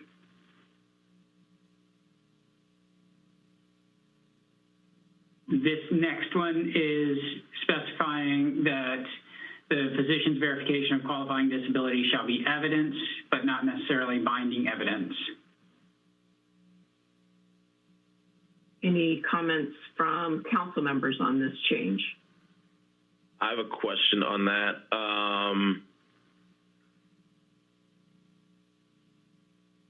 So I somewhat I understand what this is trying to get to, is that physician's verification, that an individual doesn't have to have physician's verification in order for them to have a disability. Is that the intention of this? Or is it, because the opposite that I read it is that someone can have a physician's verification, though that's not necessarily binding to protect them in all instances either. That is how I read the change, is that there could be some discretion there. So if that's not something the council's interested in, then they could scratch that. So I guess with that, the idea is that even if it's determined that a physician has diagnosed me with a physical disability, that can still be overlooked in terms of whether or not I need to take down my tent or move or what have you. That is how I interpret this, is that there would be opportunities to consider cases alternatively. Tony, do you have anything to add on that? No. Okay. I guess I'll just say with that this, and I think there's another one in here around the warnings that are like seriously subjective and leaves a lot of discretion for people to determine who should be, who should be giving a warning, who shouldn't. And it also gives discretion of whether someone wants to take a physician's note seriously or not. And that can be very problematic. I think that starts getting along the lines of discrimination in some cases. So I'll leave my comments there. Councilmember Watkins? I guess my clarification behind, or my question for clarification behind this is that as you read it, Lee, is that in the circumstance in which an individual may have a qualifying disability, but be living at an encampment at, say, a very dangerous location, and even though their disability, I'm just trying to discern where the circumstances might come in where that would be a real problem. If it's about abating or mitigating an encampment that's not safe for our community, is that how you read that, or am I? That's not. The way I read this is that a physician could say, someone has mobility challenges, and a police officer could be there and see an alternative to that. They could then, under this, they could say that is not the case. So if this is that that disability is not present, that's how I'm reading this. And so if that's not something that the council is interested in including, is that subjectivity, as Councilmember Cummings puts it, then you should remove this suggestion or consideration. Councilmember Kalantari Johnson. Yeah, if that is in fact how this piece reads, I guess I want to know why it was added, and I share Councilmember Cummings' concerns that it could lead to discrimination, the subjectivity of it. Councilmember Golder. I agree with my colleagues. I was confused by the vagueness of the definition originally, but I'm not sure this clears it up for me, the definition around disability, because there's a lot of disabilities that you can't see. And so I don't know where to go with it, but I just don't like the vague language of it either. Councilmember Watkins, would you entertain a motion to edit this out or try to resolve it. Yeah, no, I think I appreciate the clarification because I wasn't reading it the same. So yeah, given that, I think it's important that we just remove that at this point.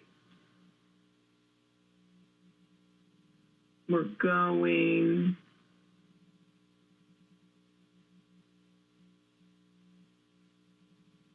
I would say, Bonnie, you could just remove it, and because we've got the red line that's being, yeah. So I think that works. I wasn't sure if you were going to reference that in the motion itself. I was. Yeah, I think just by deleting it here, I think we're good. Okay. Next item.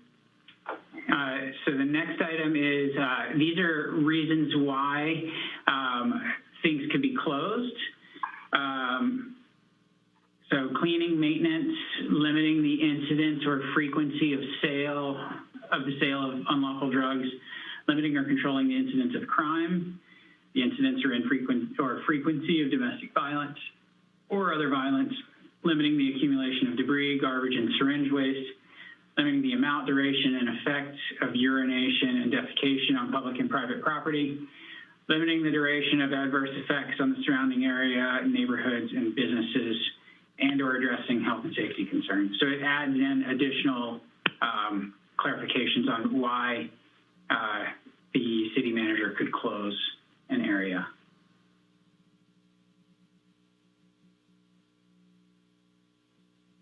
I have a quick question. Is there anywhere in here where it's stipulated where the city will provide,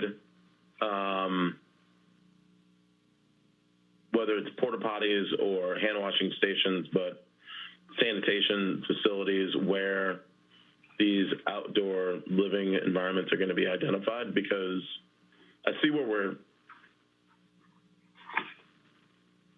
I see a lot of the prohibition, but I don't see much of, in the instances where we're going to designate safe camping or we're going to allow people to pitch tents. Is there any, I haven't seen, it didn't stand out to me that there's anything in the language that says that the city will provide, facilities for people to use for the purposes of using the bathroom and hygiene. So there isn't anything specifically in the ordinance that calls out those facilities that I can recall, other than, the allowance for them. So, in the provisions related to the outdoor encampments and safe sleeping sites, that is in a manner that is approved by the city manager or by the city council. And so, that could inherently and would likely, we would expect to include those. But there isn't anything to I think what you were getting at, which is if things are allowed in the open spaces, if camping's allowed in the open space, would restrooms be provided in the open space? There's nothing specific to that in the code as it currently reads. Right. And I guess for my colleagues, I just, if it's sounding like based on where we're prohibiting people to sleep and camp, it sounds like this is going into the open space. I think part of this was to protect to protect the environment. A lot of what we're trying to push forward is for the purposes of environmental protection. And if people are going and if we're designating that it's okay for people to sleep out in our open spaces and we're not providing, trash or bathrooms, we're going to see a lot of environmental degradation happening. So I'll just leave that there for people to consider. Councilmember Kalantari-Johnson, do you have a question?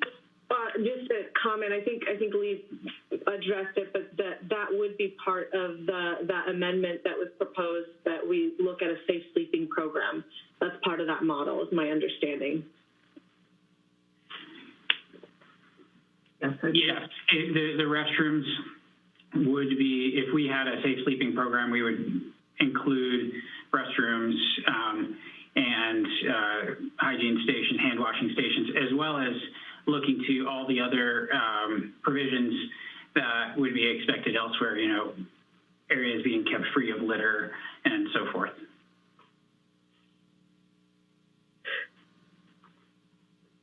Any other comments? And I agree with Councilmember Cummings' assessment of that. I think what we were trying to I think the intent of this was to balance the availability of places for people to go. I personally would feel better that our open space areas were actually not available, and I'm not sure we can go there based on all the analysis that's been done. Again, trying to strike the balance of providing clear places for people to be and not continuing to narrow that down. But to the extent that we could potentially put, based on assessment, maybe look at, you know, the installation of some facilities if open space areas do seem to be being used, which they've already been being used for years. You know, there's been people, you know, using our open spaces in this manner, unfortunately, for many, many years. I don't know if there's a way we could look at that, obviously, after the assessment period. But I agree, if, you know, people are going to be ending up in those areas, it would be behoove us to try to put some kind of sanitation pieces in there. I'm not sure exactly what that looks like versus closing, you know, trying to narrow the availability of some of those areas down. So I'm not ready to make a change on this particular language. Is there a change on the language that anyone wants to do by motion? Councilmember Kalantari-Johnson. I was just stretching. Oh, you were? Okay. Sorry. Okay. You want to scroll down, Lee, to the next section? So we're in the permitted section, camping and outdoor living permitted. And under C, this would add that the city manager or city council can authorize temporary safe sleeping sites or temporary encampments. And we clarified here that that can happen on any public or private properties in any zoning district, including in areas that would otherwise prohibit such uses. So there were some questions that came in from the public that said, hey, you know, you can't do this in downtown. Don't you think, you know, you want to think about parking lots downtown? And so we said, oh, well, that's unclear. Let's clarify that. Let's make sure that we've got that information clear for us and the public. And then the next one is in all or part of a city-owned parking lot, closed portion of a public right-of-way on private property or in an alternate space or area designated by the city manager for safe sleeping. And this specifies that city manager or their designee shall establish a program for overnight use of no fewer than 150 safe sleeping spaces in such areas, subject to all the criteria. Now, this is where Councilmember Kalantari-Johnson had, we were going to insert that provision that she had about safe sleeping. The way that I understood it was that that was in addition to this, but I'll leave that up to the council in terms of how they want to do that. So Bonnie, you could actually drop the language from the motion and right here as E, if it is in fact in addition. And I saw Councilmember Kalantari-Johnson shaking her head. Yes, it's in addition.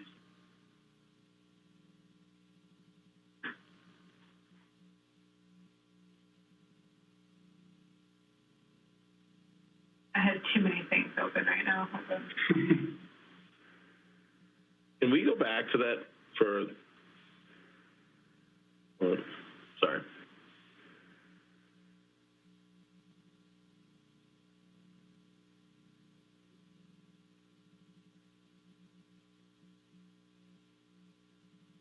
I just have a quick question, if I may, Mayor. Justin? With that last blue line comment, so, I'm just thinking back to some of the safe, like some of the sites where we've had people sleeping in the past few years. And for example, if I remember correctly, and please, if anybody out there, if I'm wrong, please correct me, but if I remember correctly,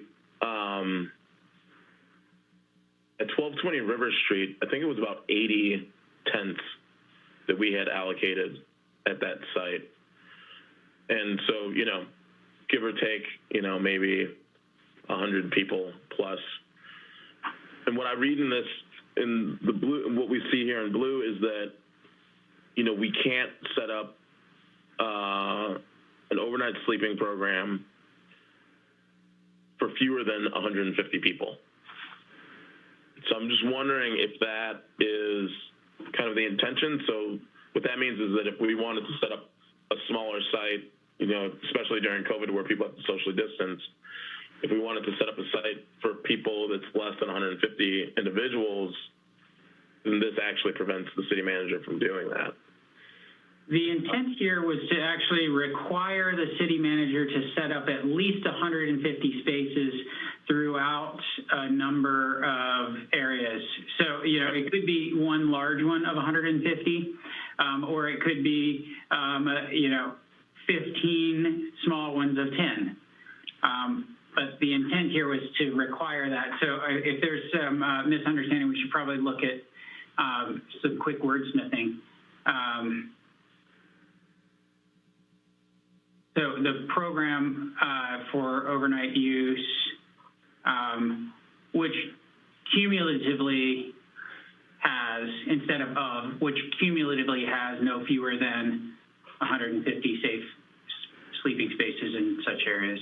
I think that the language as written does not restrict the city to one program with 150 spaces, but it can be, it just designates 150 spaces shall be made available. I don't think a change is necessary to be consistent with what is intended here. Yeah, that helped my understanding of that. I just needed the clarification, so thank you. Councilmember Kalantari-Johnson?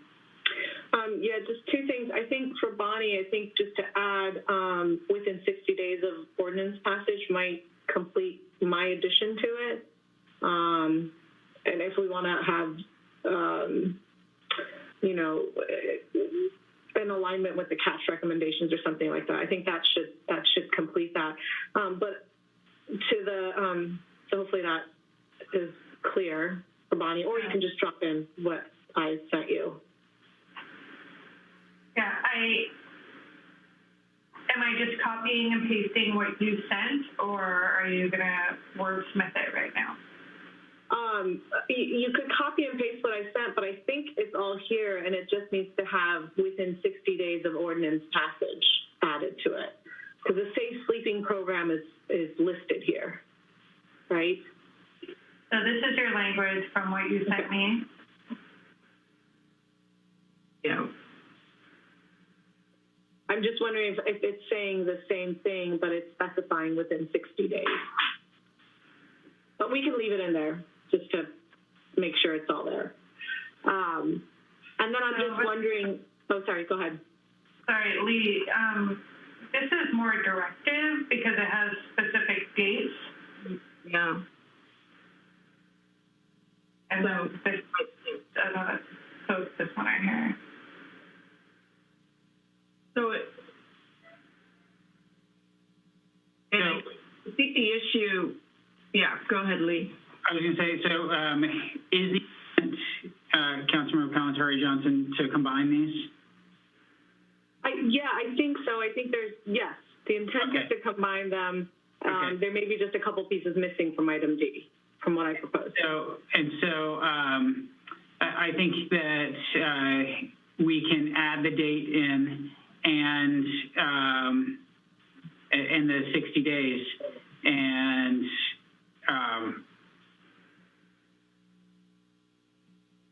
you want want the specific cash recommendations in the ordinance language as well? What I would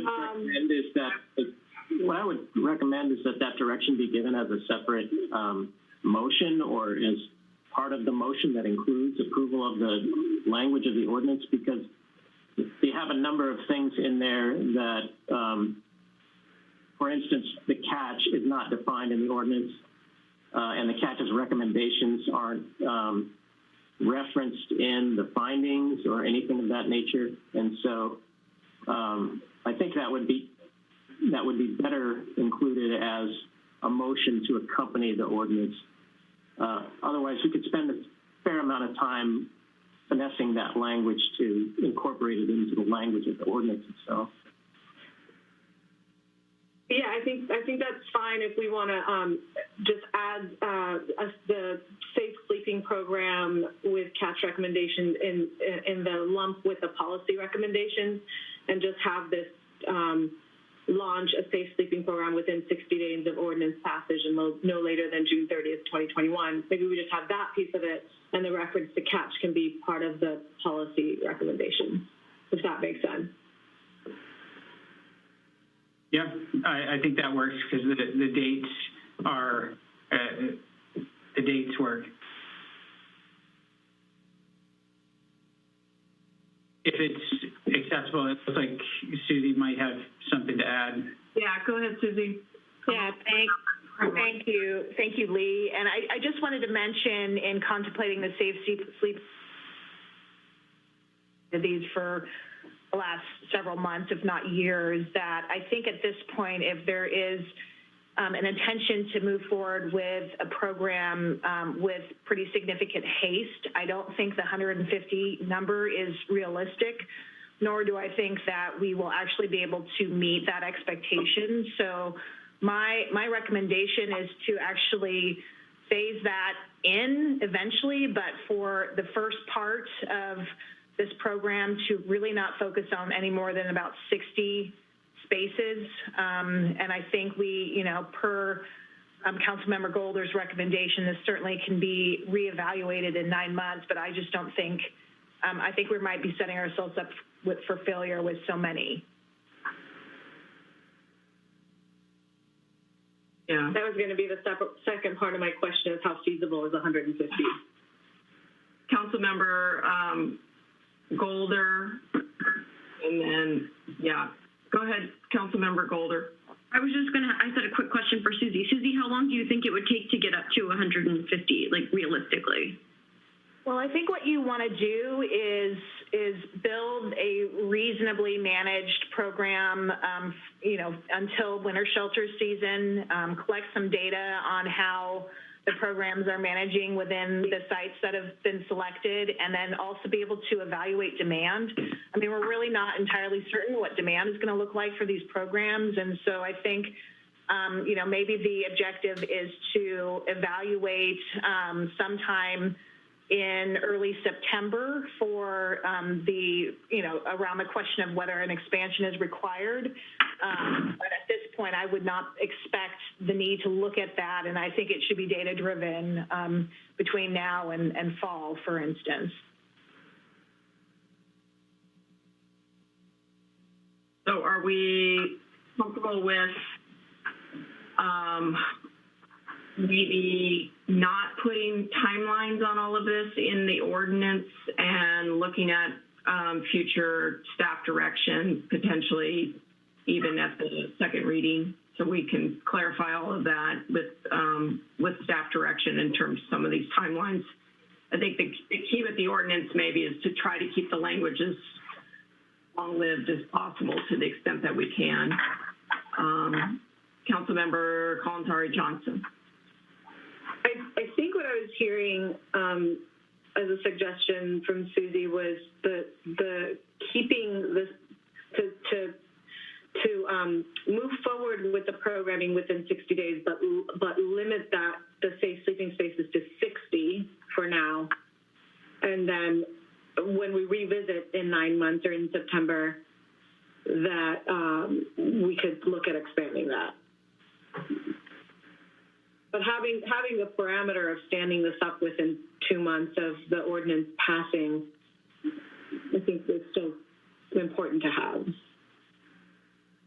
Martine, are you, I just have a question about the language where it said shall establish a program for overnight use of no fewer than 150. So if we sat up 60, we would still be in concert, because otherwise we're gonna have to go back in and change that back to 150 in 9 months. So I'm just wondering, is that right, Lee? The way I'm reading it is you could go up to 150 right.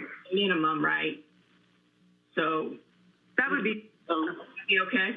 I guess the concern here is that we need to be able to demonstrate that there are places where people who don't have a place to go can spend the night in the city, and we need to be able to demonstrate that to,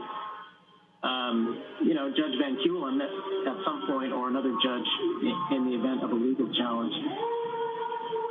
One way to do that might be to tie the implementation of the daytime ban with the provision of safe sleeping spaces to accommodate the number of people sleeping out of doors in the community. That's the possibility. 150 was a thumbnail estimate of space that would be able to accommodate people that might avail themselves of this option, as opposed to the option of trying to find a place in one of the open areas.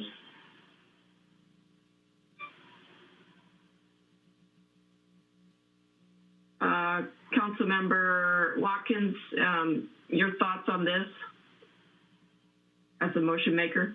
Yeah, I think we can keep it up, up to 150. That makes sense to me for the reasons that have been specified. I guess my only additional input or question or comment, depending on how we want to do it, is if there's additional locations that are available in terms of our sheltering options, how does that play into the spectrum of sleeping locations that fall into this sort of legally safer language? And maybe that's for you, Tony, then. Or does it not factor in? Does it not factor that in? Could you restate that for me, please? I guess my question is I'm fine with leaving it at the 150, but my question is if there are additional, this is safe sleeping spaces, right? But the sleeping considerations also factor in the fact that we have other sheltering options available. And so when you mention the legal constraints, how does that fall into that spectrum based on your opinion? Or is that completely separate? I wish I could break it down to a precise number or a precise target that would get this right. But that's not what we have here. It's really a series of measures that we intend to provide a location where anyone who is finds themselves out of doors on a given night in the city can find a location where they can, pitch a tent or curl up in a sleeping bag.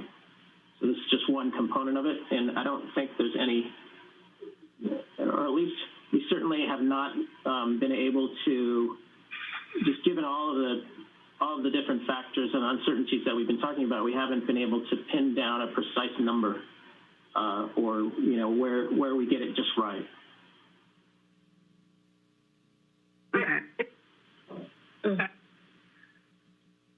Okay, sounds like we're okay on that language. We just got a couple more pages to go. Sorry, was there a question on that language? I was just going to make one comment. It does seem, it came up, but it seems like this is saying, since it says, shall establish a program for overnight use of no fewer than 150. I felt like, does that need to be changed to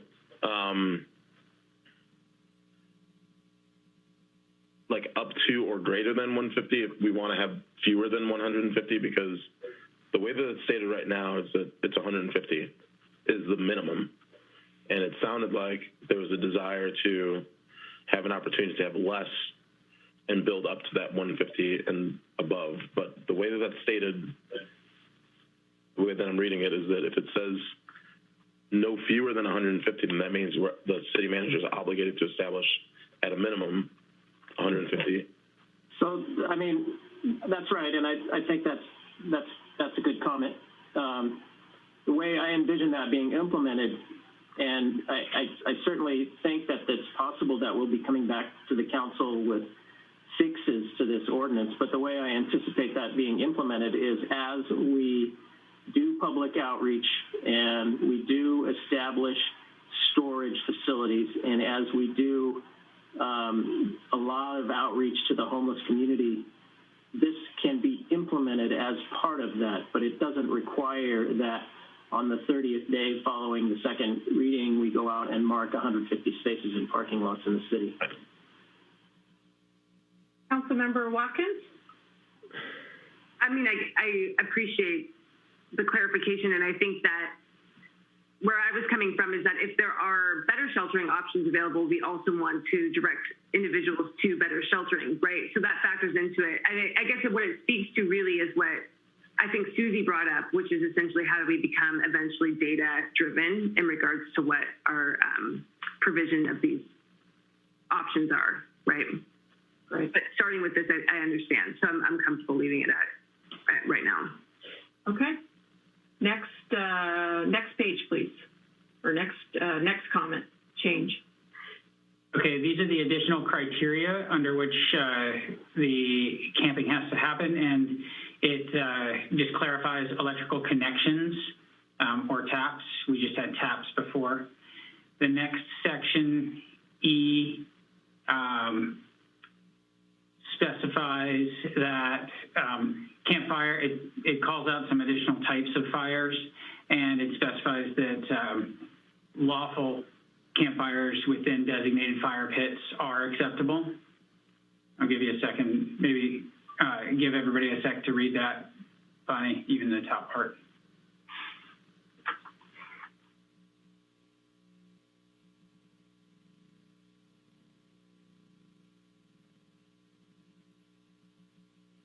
Maybe we give a thumbs up when folks are ready to go.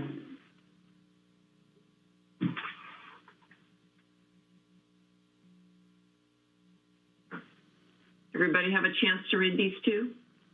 Mm-hmm. Okay.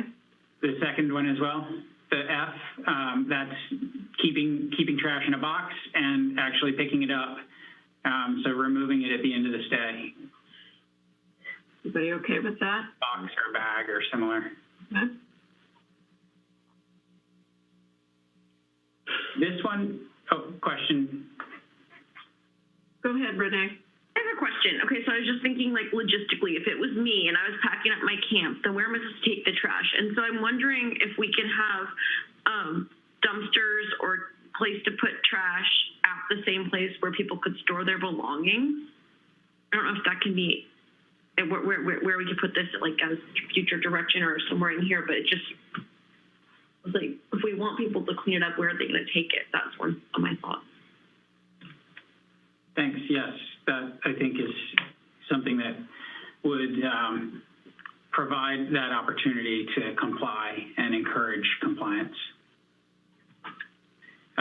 So G, wow, it's pretty late for G. Yeah.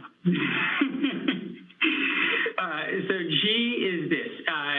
Why don't I give you guys a minute to all read G, and then I can explain the intent of it.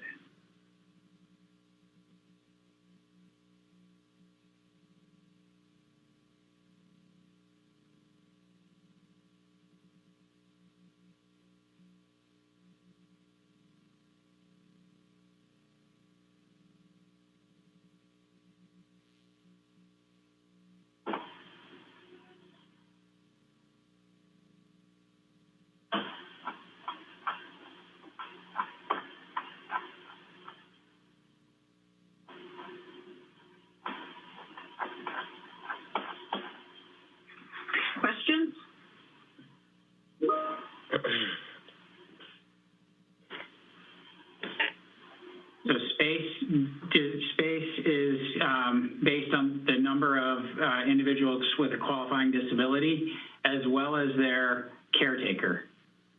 But if you have one person or you have 20 people and one person that's disabled, it's not each person gets a, sorry, you have 20 people and one person is disabled, you don't have 12 by 12 for all 20 people, just for that one. And if they have a caretaker, it would be an extra 12 by 12. Councilmember Watkins? I'm wondering, how does this factor into our conversation about what we determined was a qualifying disability? And does that need to be defined then, given the previous conversation we had about that?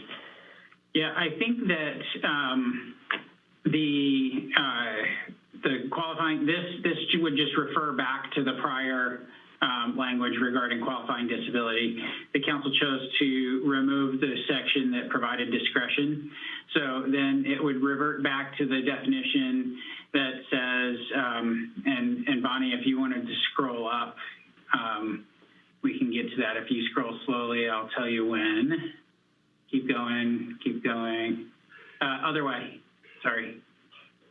Yeah, that way. Keep going. Keep going. It'll be an indented portion. Keep going. Keep going. This is almost it, just above here. So in A, so here, qualifying disability is a person with a physical or mental disability that prevents that person from being able to, on a daily basis, construct, deconstruct, and put away an outdoor living encampment. And then it's got the provisions, if it's not apparent to city staff, they may be asked to present a physician's verification. Okay, thank you. Councilmember Boulder, did you have a question on this one? Yeah, I guess mine was along the lines of Councilmember Watkins, and then I was just wondering, I'm not sure what they use at the DMV to define handicap or physical handicap, but I'm wondering if we could use something like that. It still feels like super vague to me. Like you could go to the chiropractor, or I don't know, my sister got a doctor's note so she could take her dog on a plane. It seems like a bit of a loophole. And not that I don't trust everybody that they do, but I think also it might create distrust between law enforcement and people that have other disabilities that they might not be able to see, like a disc blown out in their back or something. I don't know. Yeah. So the council is aware. That was a discussion topic of, should we just use a DMV determination? And we looked at the DMV determinations. We actually thought that it could be easier to get a physician's note than to actually have to go down to DMV. But, I think it's a fair comment, and perhaps if this is amenable to the council, it could be either or, and that would allow some flexibility so that if they meet the DMV criteria and they have, say, a driver's license that specifies that, then that would work, or if they have the physician's note. And then that it gets to Councilmember Cummings' concerns earlier about, would someone be able to get access to the doctor? That would just be, one additional way to make it a little bit easier. So just a suggestion if that's something you'd be interested in. Councilmember Cummings, Councilmember Kalantari Johnson, I believe, was next, and then Vice Mayor Brunner. Is that correct in order? I think it was. Okay, good. That's what I thought, but I just want to make sure. Councilmember Cummings, are you? I put my hand down, but I did have a comment. I was wondering how folks felt about, because it came up earlier in the conversation around the 8 a.m. to 8 p.m. and I'm wondering if the encampment hours actually for, I guess, establishing an encampment will be 1 hour before sunset to 8 a.m. And that's just to really, especially in the winter, allow for if people need to set up their encampment while it's still light out, an hour in the winter is about 4 o'clock. But then in the summer, it's about 8 p.m. So just trying to put in that buffer for when people are going to need to escape kind of the nighttime elements. Because again, if people can't set up a tent before 8 p.m. in January, that means that they're, out and about for 3+ hours in the dark and in the cold, and then they have to set up their tent in the dark. And if we're saying that people have to be in open space, that means they have to go get their tent from the storage, hike all the way out into wherever the open space is, ensure they're 75 feet off of a path, establish a camp. And so I'm just curious how people feel about that trains. Proposal for the timing, and then we could maybe go back to I thought Cassie came on, but maybe she was just on. So let's finish, if we don't mind, let's finish where we were on the thread with the qualifying disability, and before we move to the time, if that's okay. I have Councilmember Kalantari Johnson and Councilmember Bruner. Mine was to just go back to that shelter program, but I can wait until we're finished going through the entire piece and then go back. Vice Mayor Bruner.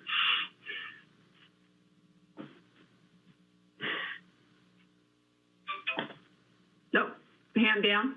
Oh, you're muted. I'm sorry, Vice Mayor. I had noticed the language earlier, and maybe that's what Councilmember Kalantari Johnson wanted to bring up regarding the 60 days language. So I don't know if you want to come back to that or keep going on this current thread. Why don't we finish this thread? Lee, you put out a bunch of options for us. Was there any interest in any of those future qualifying, or people comfortable with the disability language? I'm just looking for either. Cassie would like to comment on the qualifying disability language. Go ahead, Cassie. Thanks. Just really quick. So this is an extremely challenging issue, how to deal with people with disabilities within the scope of this ordinance in a way that's reasonable and fair, and also doesn't eviscerate the entire ordinance and the intent of the ordinance to have able-bodied individuals up and moving around every day. So that's been extremely challenging. I do say in the draft language, there is a provision that talks about city staff potentially drafting clarifications to the extent that council deems that appropriate. That's an option to sort of kick that down the line a little bit. And we did look at the DMV language. I think it's a little bit different. The factors in, somebody who can, let's say, not walk all the way.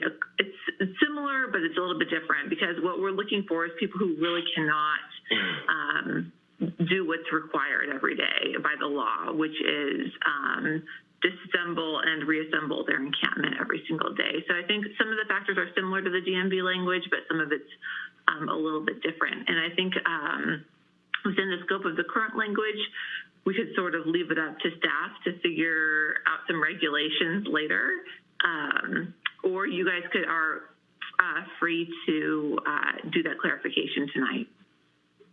Thank you, Cassie.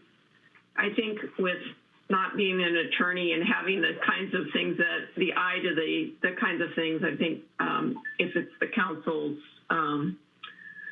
and the motion makers that staff could fine tune some of these true legal definitions to keep moving tonight.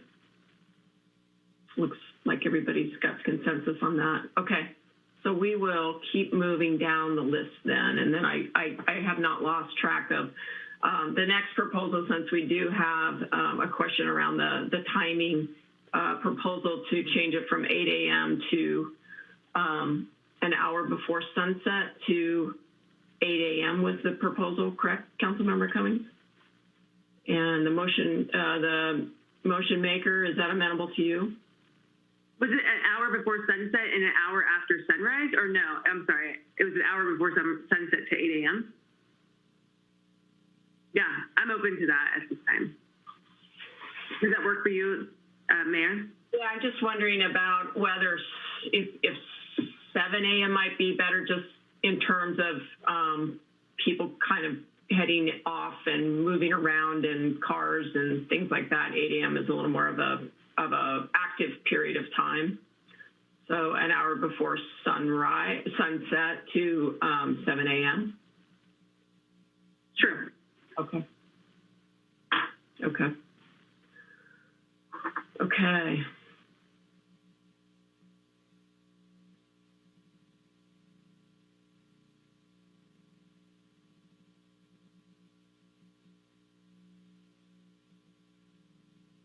I would just say that is referenced a number of times throughout the ordinance.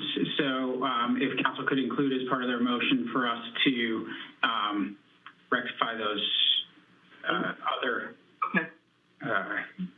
areas where the time is cited. Yeah, so included. Okay. What's next? I think we're almost there. That was it.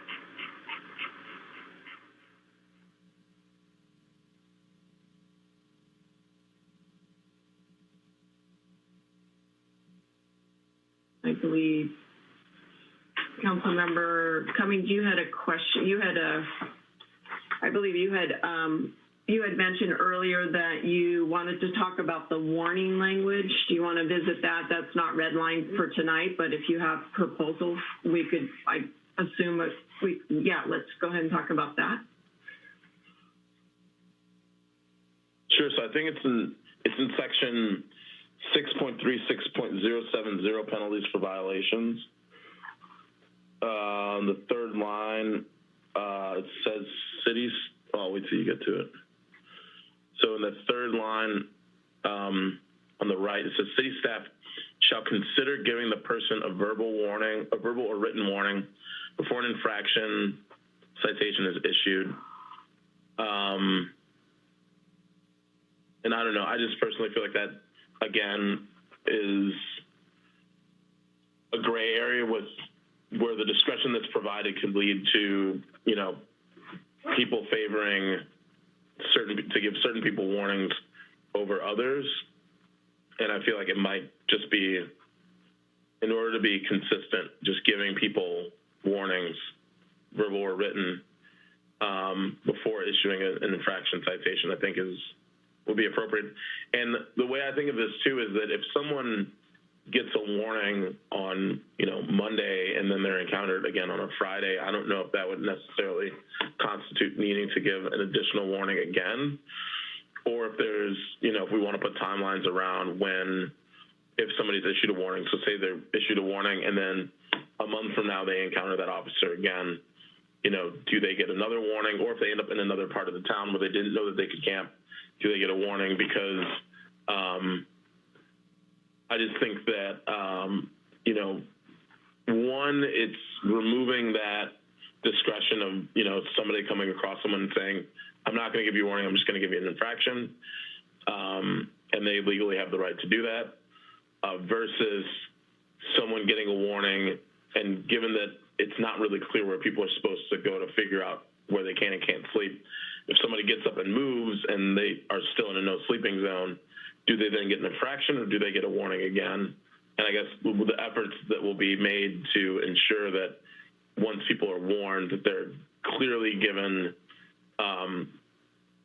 the areas for sleeping have been clearly identified and communicated to the individual so that they can avoid, getting an infraction or any further consequences. So.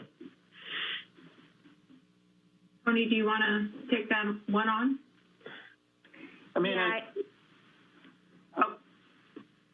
go ahead, Cassie.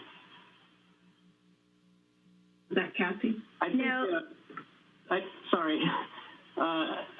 think the intent of this language was to deal with the situation where an officer or staff member encounters someone who has clearly been warned or cited multiple times, and so they know that that person is aware of the restrictions of the ordinance and are clearly doing what they're doing with knowledge that they're in a location or they're set up in a manner that is prohibited by the ordinance. That being said, I think Councilmember Cummings, I have a little bit of discomfort with the language "shall consider giving a warning" myself. We have not come up with a better way to address specifically the concerns that are behind that. But the intent here is really just to deal with the situation where the person is well aware of the requirements of the ordinance and where a warning would just be, something that is unnecessary because the person is already aware that they're in violation of the ordinance. So we could try to change that, or the council could direct that a warning be given in each instance, and that could be implemented as well. Yeah, I guess my thoughts would be the city staff shall give the person a verbal written warning before an infraction citation is issued. And then the warning, scratch if given, shall provide the person with information about legal indoor shelter and or permissible nighttime sleeping options. And then scratch the next sentence and then just have city staff also may but shall not be required to transport the person to available shelter or permissible sleeping locations. Can you repeat that? So city Sure. staff shall, So scratch consider giving and just put give.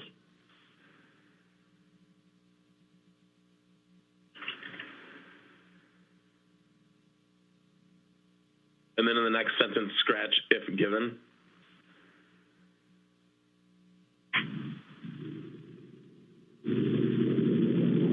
And then scratch the next sentence, the warning shall. That entire sentence would disappear.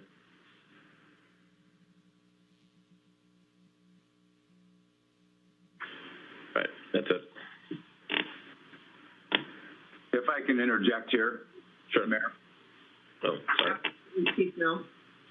I would just want to make sure that we understand the intent of council on this in terms of how long of a time period this warning would last for.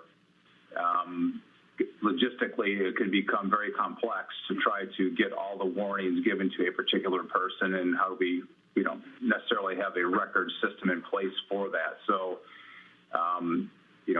just so I understand, is it I'm giving you a warning, you're refusing to go, and therefore I'm going to issue you a citation now? Or is it I warn you once every week, before I issue a citation on a regular basis? And then we can make sure that it happens however the council wishes to do it. Austin, comments for the chief? I even personally, if I may, I think even if you give someone a warning, and I guess it'll be, we're going to have to wordsmith this somehow, but, even if you give somebody a warning and, they tell you they're not going to comply in probably more colorful words, then, I think that would be grounds for issuing someone a citation. And so, I don't think it has to be like, we're going to give you this warning, we're going to come back in 24 hours. It's, here's your warning. And, I don't know if we need to set a time frame around when people have to move, if we haven't set that already. But, yeah, I think just by, giving someone the opportunity to pack up their stuff and go, seems appropriate. Yeah. Oh, sorry, go ahead. No, that would be fine. Just as long as, because what we wouldn't want to do is keep coming back, 4 or 5 times to the same person. This is going to be a big enough push as it is for us, let alone coming back multiple times, which we give warnings almost every time anyway. But we understand your intent now. May I comment? Yeah, and then I have Vice Mayor Brunner and then Councilmember Golder. I'm not sure if you guys are on this part, but go ahead, Councilmember. Okay. Thank you. So the amendment that was proposed by myself and Vice Mayor Brunner around the outreach and engagement preceding enforcement, it goes in this section. So I don't know what the language looks like, but so the warning would be with outreach and engagement. So I wanted to just add that and clarify that. And I also just want to say that, you know, this maybe goes counter to my social worker hat, but I do think that strong enforcement is necessary. Otherwise, the ordinance won't be effective. So I hear Chief Mills's comments, and I think that we have to have both. We have to have the prevention, outreach, engagement, and we have to have the ability to enforce when there's a problematic situation. Otherwise, people will take advantage.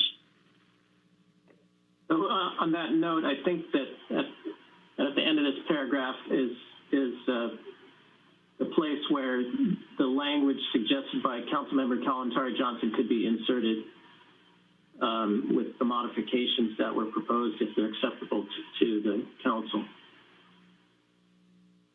And that's regarding the outreach. Yes. And you suggest that at the end of the paragraph there. Bonnie, could you cut and paste that there? And then I have Councilmember Golder. Did you have further comments on? I'm sorry, actually, Vice Mayor, and then Councilmember Golder. I was actually going, if it helps, Bonnie, I can read it. That's why I had my hand up to just notate this section is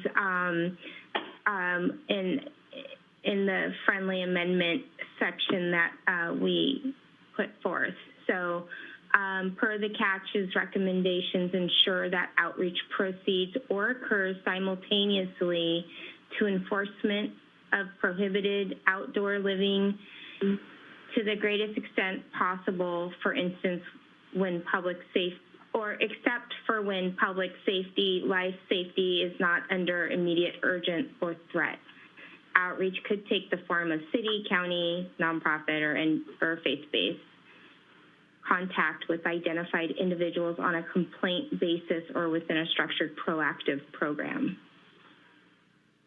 And it ties in too with the third part of this being that all outreach materials be created and disseminated to,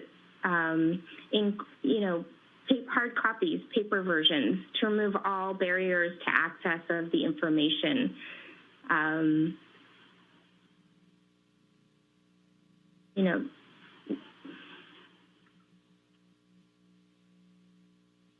So can I suggest a couple of minor modifications to that? Yes, please. So I would recommend deleting per the CACH's recommendations again. And just stating that city staff shall ensure that outreach, and I think the word there is precedes rather than proceeds.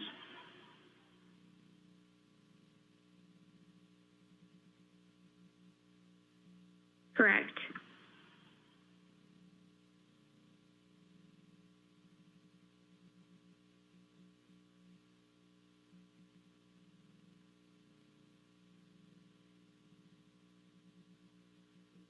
Take that last bullet out.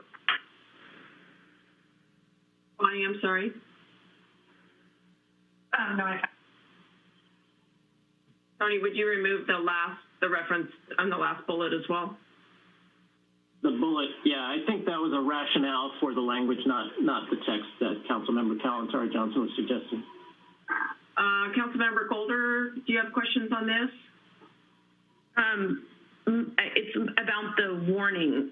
So I'm just curious, is the intent then that, let's say you give me a warning, I move along, and then let's say 2 days later, you give me a warning at a new spot, you gave me the information, I move along, I just keep getting warning, warning, warning, or if I comply, then I won't ever reach the level of infraction? even if I'm not following the rules, or a citation, whatever the next, is that? Tony or Andy, do you have comment on that? That is how I read the language as currently written. Which, I mean, that might be what the council intends. I think, you know, enforcement is intended to be, you know, the last option when other good options have been exhausted.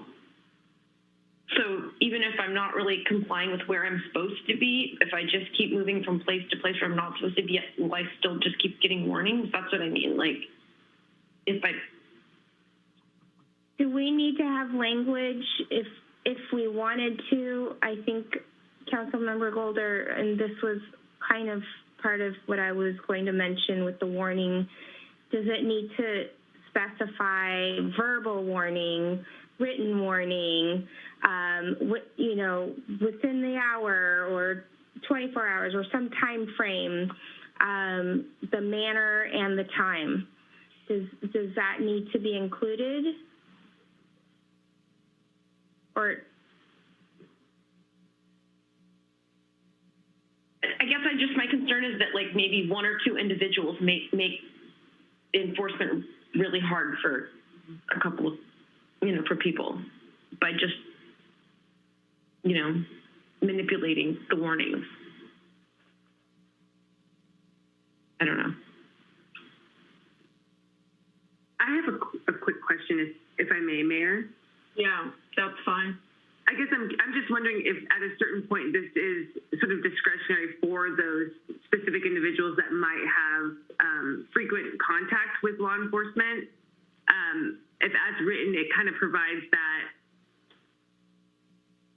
that window of kind of opportunity to, one, of course, shall provide that warning, but if in terms of frequency is when they would instigate it to go into a higher level of intervention, that would be sort of discretionary.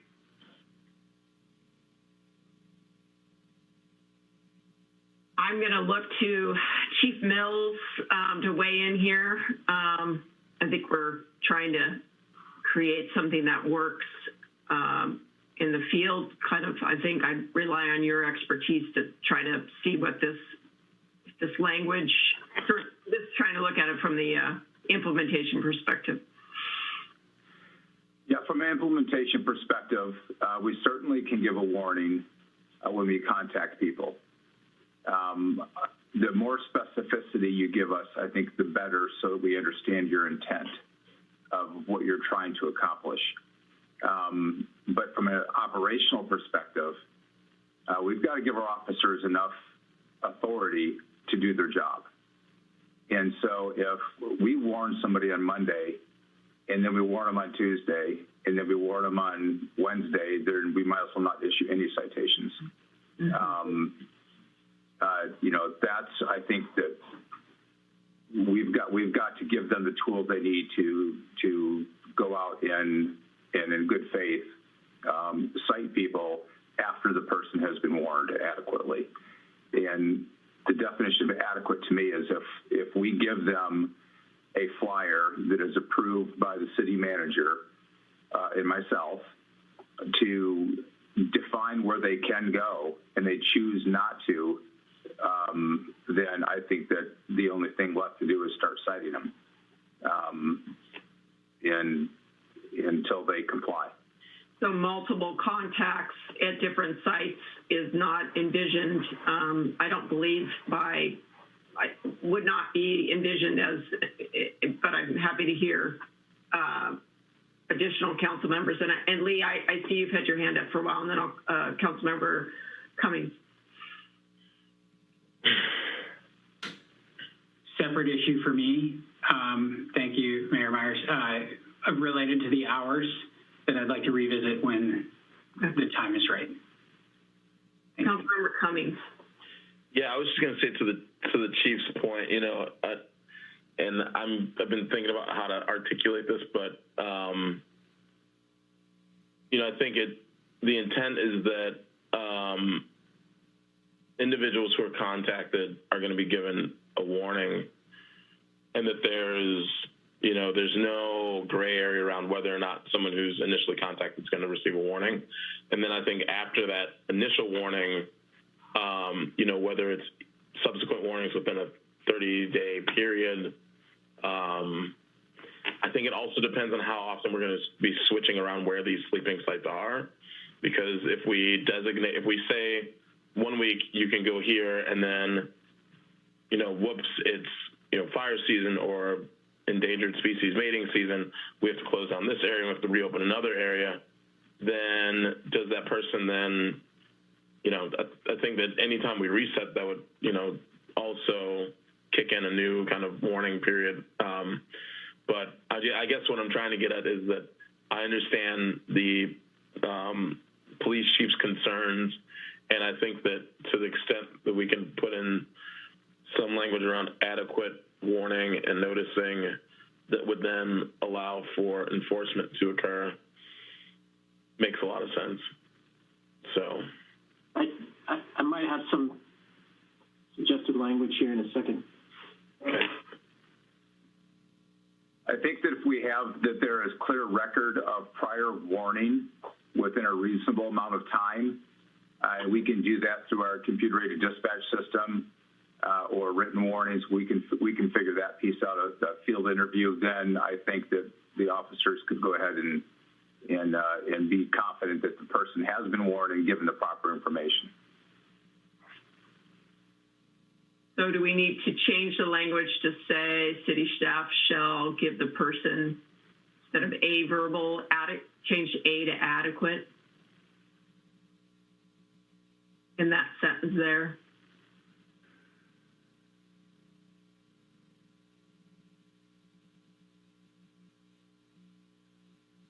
Councilmember Golder, does that get at your question? Okay. So can you repeat that? It's that first sentence after chapter where it says city staff, keep going past that, all the way to the give, go up, first sentence, and then keep going over. And where it says the person A, just make that adequate. Get rid of the A and make that adequate.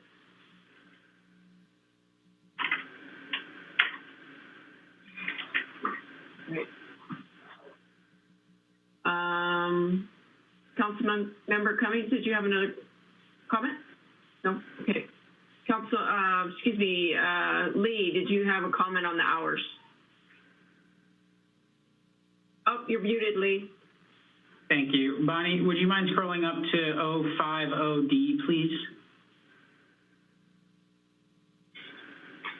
So the concern while Bonnie is doing this is that we moved the hours to, if the council would like to see the hours at an hour before sunset to 7 a.m. The evening time very well could conflict with, say, if we were doing a parking lot and office workers in the wintertime were there.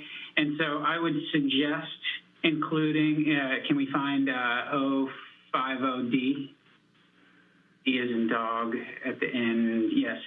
So shall be subject to all criteria set forth in 6.36 being provided, except that hours of operation could begin as late as 8 p.m.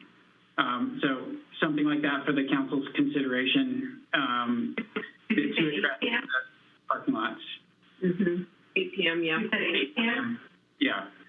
And it's up to the council's discretion. I just think like 8 p.m. would be adequate time. And, depending on the lot, that may not be an issue. But certainly if, if it's wintertime and it's the sun setting at 4 o'clock, if we're trying to get folks out, I think you guys get the issue. And Councilmember Kalantari Johnson? Yeah, I had the same question and concern around the parking lots and businesses. So I think hopefully this works for Councilmember Watkins, who made the original, I think, amendment to this part. But since we're here, can I go back to the point that I had raised my hand on before? Yes, please do. It's just that this within 60 days time frame is missing from the language. Okay, where should that go? Shall establish a program within 60 days. Within 60 days of passage of the ordinance. Yeah, exactly. So I think it was within 60 days, and I think no later than June 30th, 2021.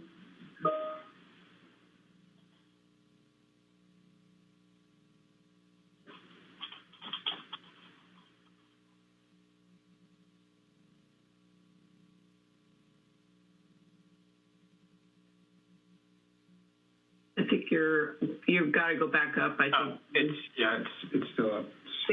it's 6.0. 050D.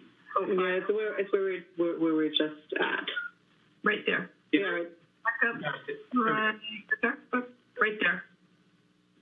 Where you just typed in hours of operation. So that would be the last sentence. Is that where that fits? I did previously suggest that that just be part of the motion approving the ordinance, but council could insert it in the text as well, I suppose.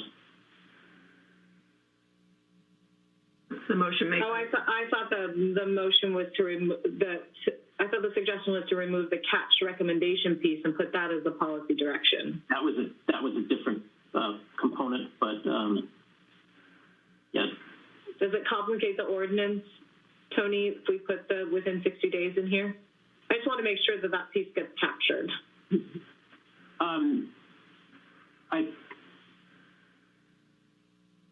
I think it's really up to the pleasure of the city council on that point. I think, I'm sorry. I had my hand up. Do you have a comment on this, Councilmember Golder and Councilmember Cummings? Okay, Councilmember Golder?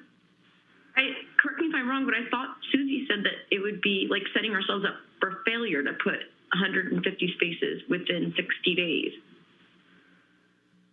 Did I hear that wrong? It would certainly be challenging. Yes. So could we modify, would you be open to modifying that timeline, Councilmember Kalantari-Johnson, so that we can set ourselves up for success? Right, I see the predicament that we're in, and maybe it works better to separate it out, because what I would like to see is a safe sleeping program started within 60 days, not necessarily that we have it for 150 sites. Does that make sense? So back when you guys were talking about it, I moved this from the change to the ordinance just to council direction. This right here, and it says the 60 days. Oh, I see. That would be the adopting direction. Their direction. Right. Ordinance adoption. And I think the reference to the catch recommendations context. I'm hearing an echo. Sorry. Makes sense. That's part of the motion. The adopt motion, but not in the ordinance, Tony, just to clarify. Okay. Okay. That works. Yeah, and if I can add, and that's more reasonable, I think, to be able to get it going in 60 days, as opposed to having the 150 in 60 days. Yeah, my intent was not 150 in 60 days, but just that we make sure that we have something going within 60 days. Yeah, that's okay. Thank you. Justin, do you have a comment on this? I had a question and a comment. I'll start with the comment. One thing I was going to mention, if we're going to put that exception in there for the hours, could begin as late as 8 p.m. And I would say maybe end as early as 7 a.m., but no later than 8 a.m. And the reason why is because I was just looking at a sunset sunrise chart, and in the winter, sunrise certain times in January doesn't occur until almost 7:30 a.m. But then also understanding that I know for some of the 3-hour lots downtown, and someone can correct me if I'm wrong, but I think a lot of the parking enforcement downtown starts at 8 a.m. So if we were going to do something in parking lots, trying to, find that balance between getting people out before people need to park there to go to work, but then also understanding that it's really difficult for people to wake up when it's dark and cold outside still. So that's just the intention there. And then I did have a question for Councilmember Kalantari Johnson around the safe sleeping sites, and I was just curious, kind of what would be the goal of that kind of site and program? And the reason why I ask is because, over the course prior to the pandemic and throughout the course of the pandemic, I mean, we've stood up. We started off with 1220 River Street. That moved up to the Armory. We had the Armory, and then we had a managed encampment program at the Benchlands that's now also up in the Armory. And I think we have like 160 or so tents up at the Armory, all of which were independent kind of safe managed encampment programs that all got moved up there for, River Street had to be moved because of construction. Benchlands got moved because of, the winter and the rains. And so I'm just wanting to understand with the 60, with the next iteration of sleeping programs, kind of what the thought is. I'm all for having as many programs as we can, but I just wanted to know if you could speak to that a little bit. Sure, yeah, and I'll invite Vice Mayor Brenner as well, since we worked on this together. But the safe sleeping program is a little bit what Association of Faith Communities currently does in their churches, but it's in public spaces. So that's the idea, is that there would be some kind of monitoring and staffing and supervision in connection to outreach and engagement staff. And that would be one step towards the encampments that you're speaking of, the full managed encampments. I don't think that our city, I know that our city doesn't have the resources and capacity to stand something like that up ourselves. And I know that it's a challenge for the county as well, but that would be a step towards that. Does that help clarify? Great. Yep. Thank you. Okay. Next section. I think we might be here. That was it. Okay. Okay, we made it through. Martine, I think we've gotten, Bonnie, did you get everything?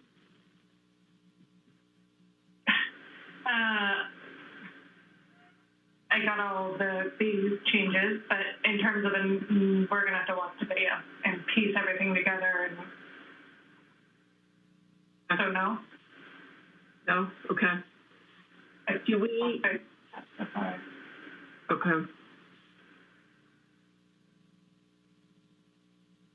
Okay. So, Bonnie, can you put the original motion up?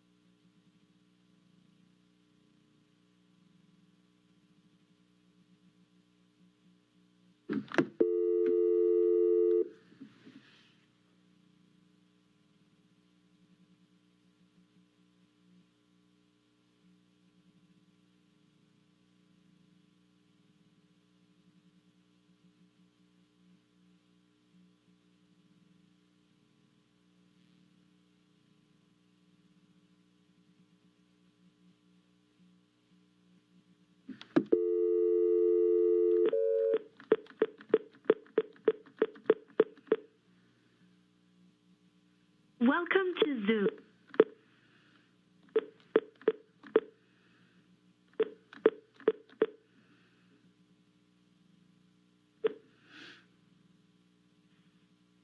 Enter your participant ID.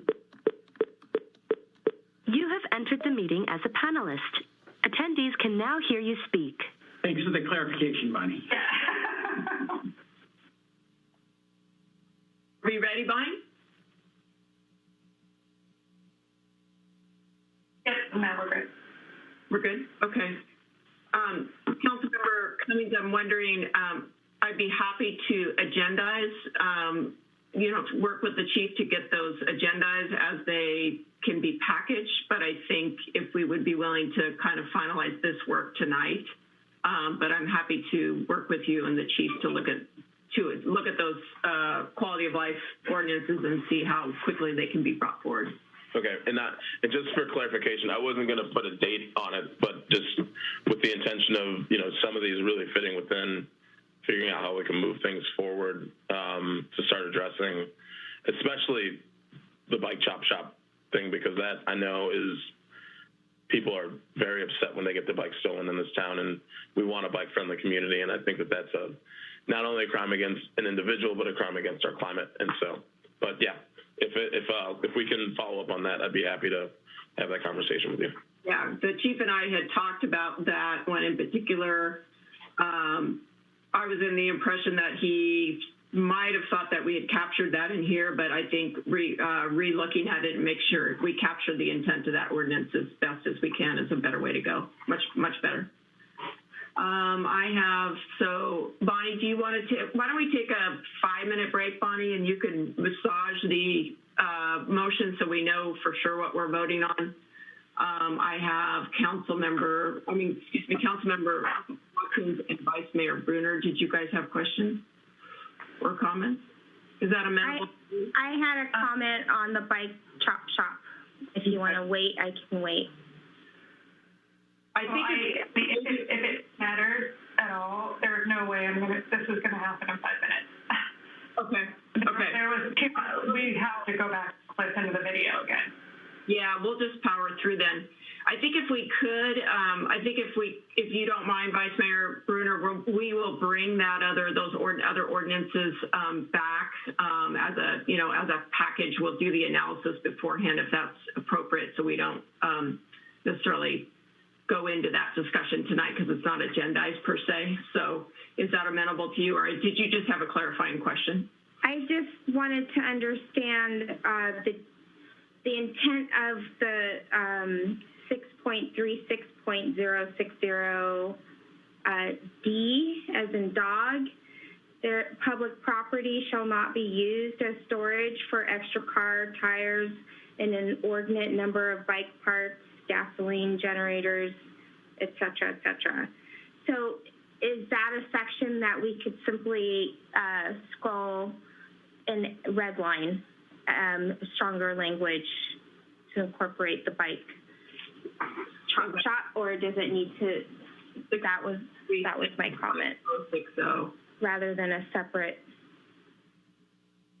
Yeah, I thought I understood that this would cover the intent of that bike shop piece, but I don't know enough about how you want to enforce against that, Chief Mills. So your thoughts on that? Yeah, Mayor, that is exactly what you and I had discussed earlier, is that this may get us most of the way there. I think the ordinance that we had looked at was a little bit stronger in terms of just a few bikes in a location that are disassembled. There's a little bit more clear language, and I don't have it in front of me right now. But we could certainly start here and then enhance it if we need to.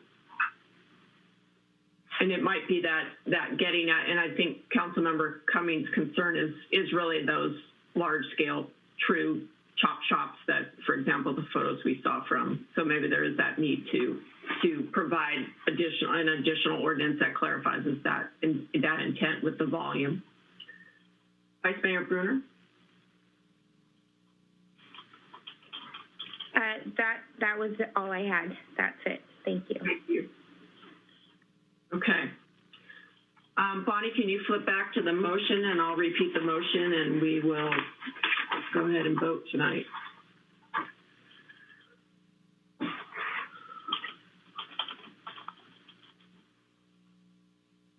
Okay, so the motion moved by Councilmember Watkins, second by Mayor Myers, to introduce for publication ordinance number 2021-03, amending Chapter 6.36 of the Santa Cruz Municipal Code related to regulations for temporary outdoor living with the following changes.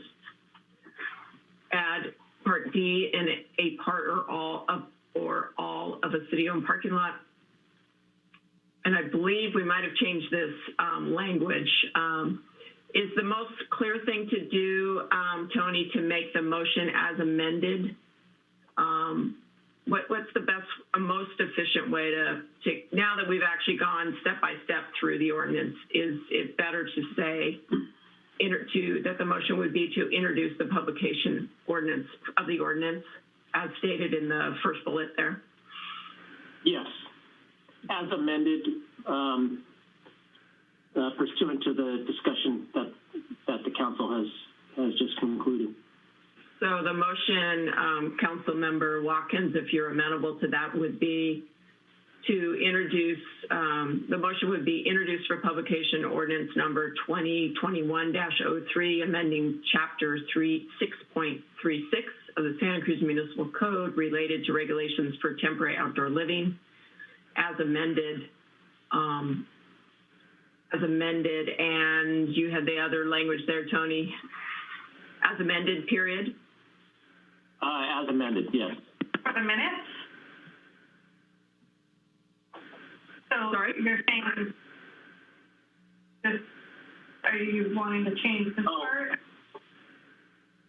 I'm trying to understand. Tony, I'm just looking for, we just went line by line through the actual ordinance. Right. But a lot of what's here is actually in the ordinance now that we've gone line by line. So here's, just for the purpose of the minutes, is we typically, any changes made in the ordinance, we also plug it into the minutes because somebody reading the minutes doesn't have the ordinance in front of them. So Bonnie will be filling this in with all of the details of this. Okay. Okay. Great. So the motion is that. And do I need to read through all of this, Tony, for the public record, or that motion will capture it since we've put it in as amended? I think the motion will catch it, but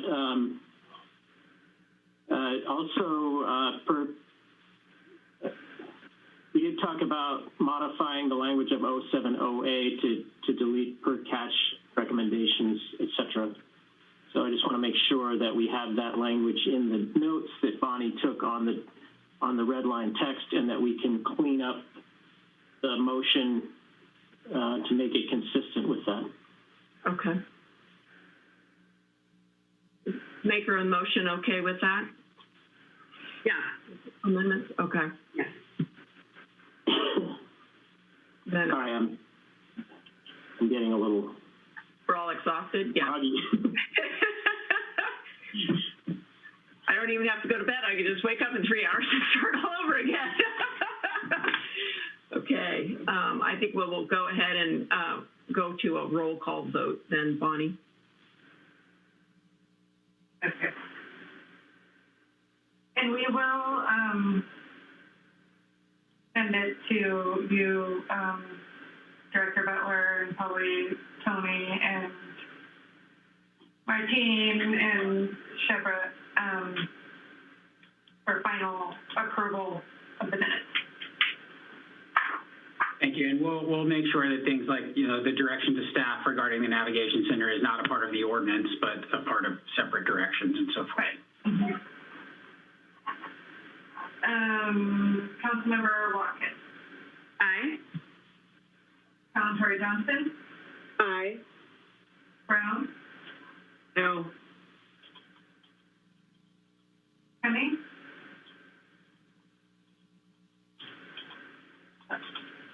no, but I want to state for the record that I do support the purpose and intent of this ordinance, especially as it relates to environmental protection, but I do have some concerns with legal implications and just community input and rollout. Coulter? Aye. Vice Mayor Brunner? Aye. Mayor Myers? Aye. That motion passes with 5 in support and 2 against. Not using the right terms. With that, I believe we are adjourned. Can I just ask really quick, the next reading will be in 2 weeks. Can we just have that clarified for the public as well?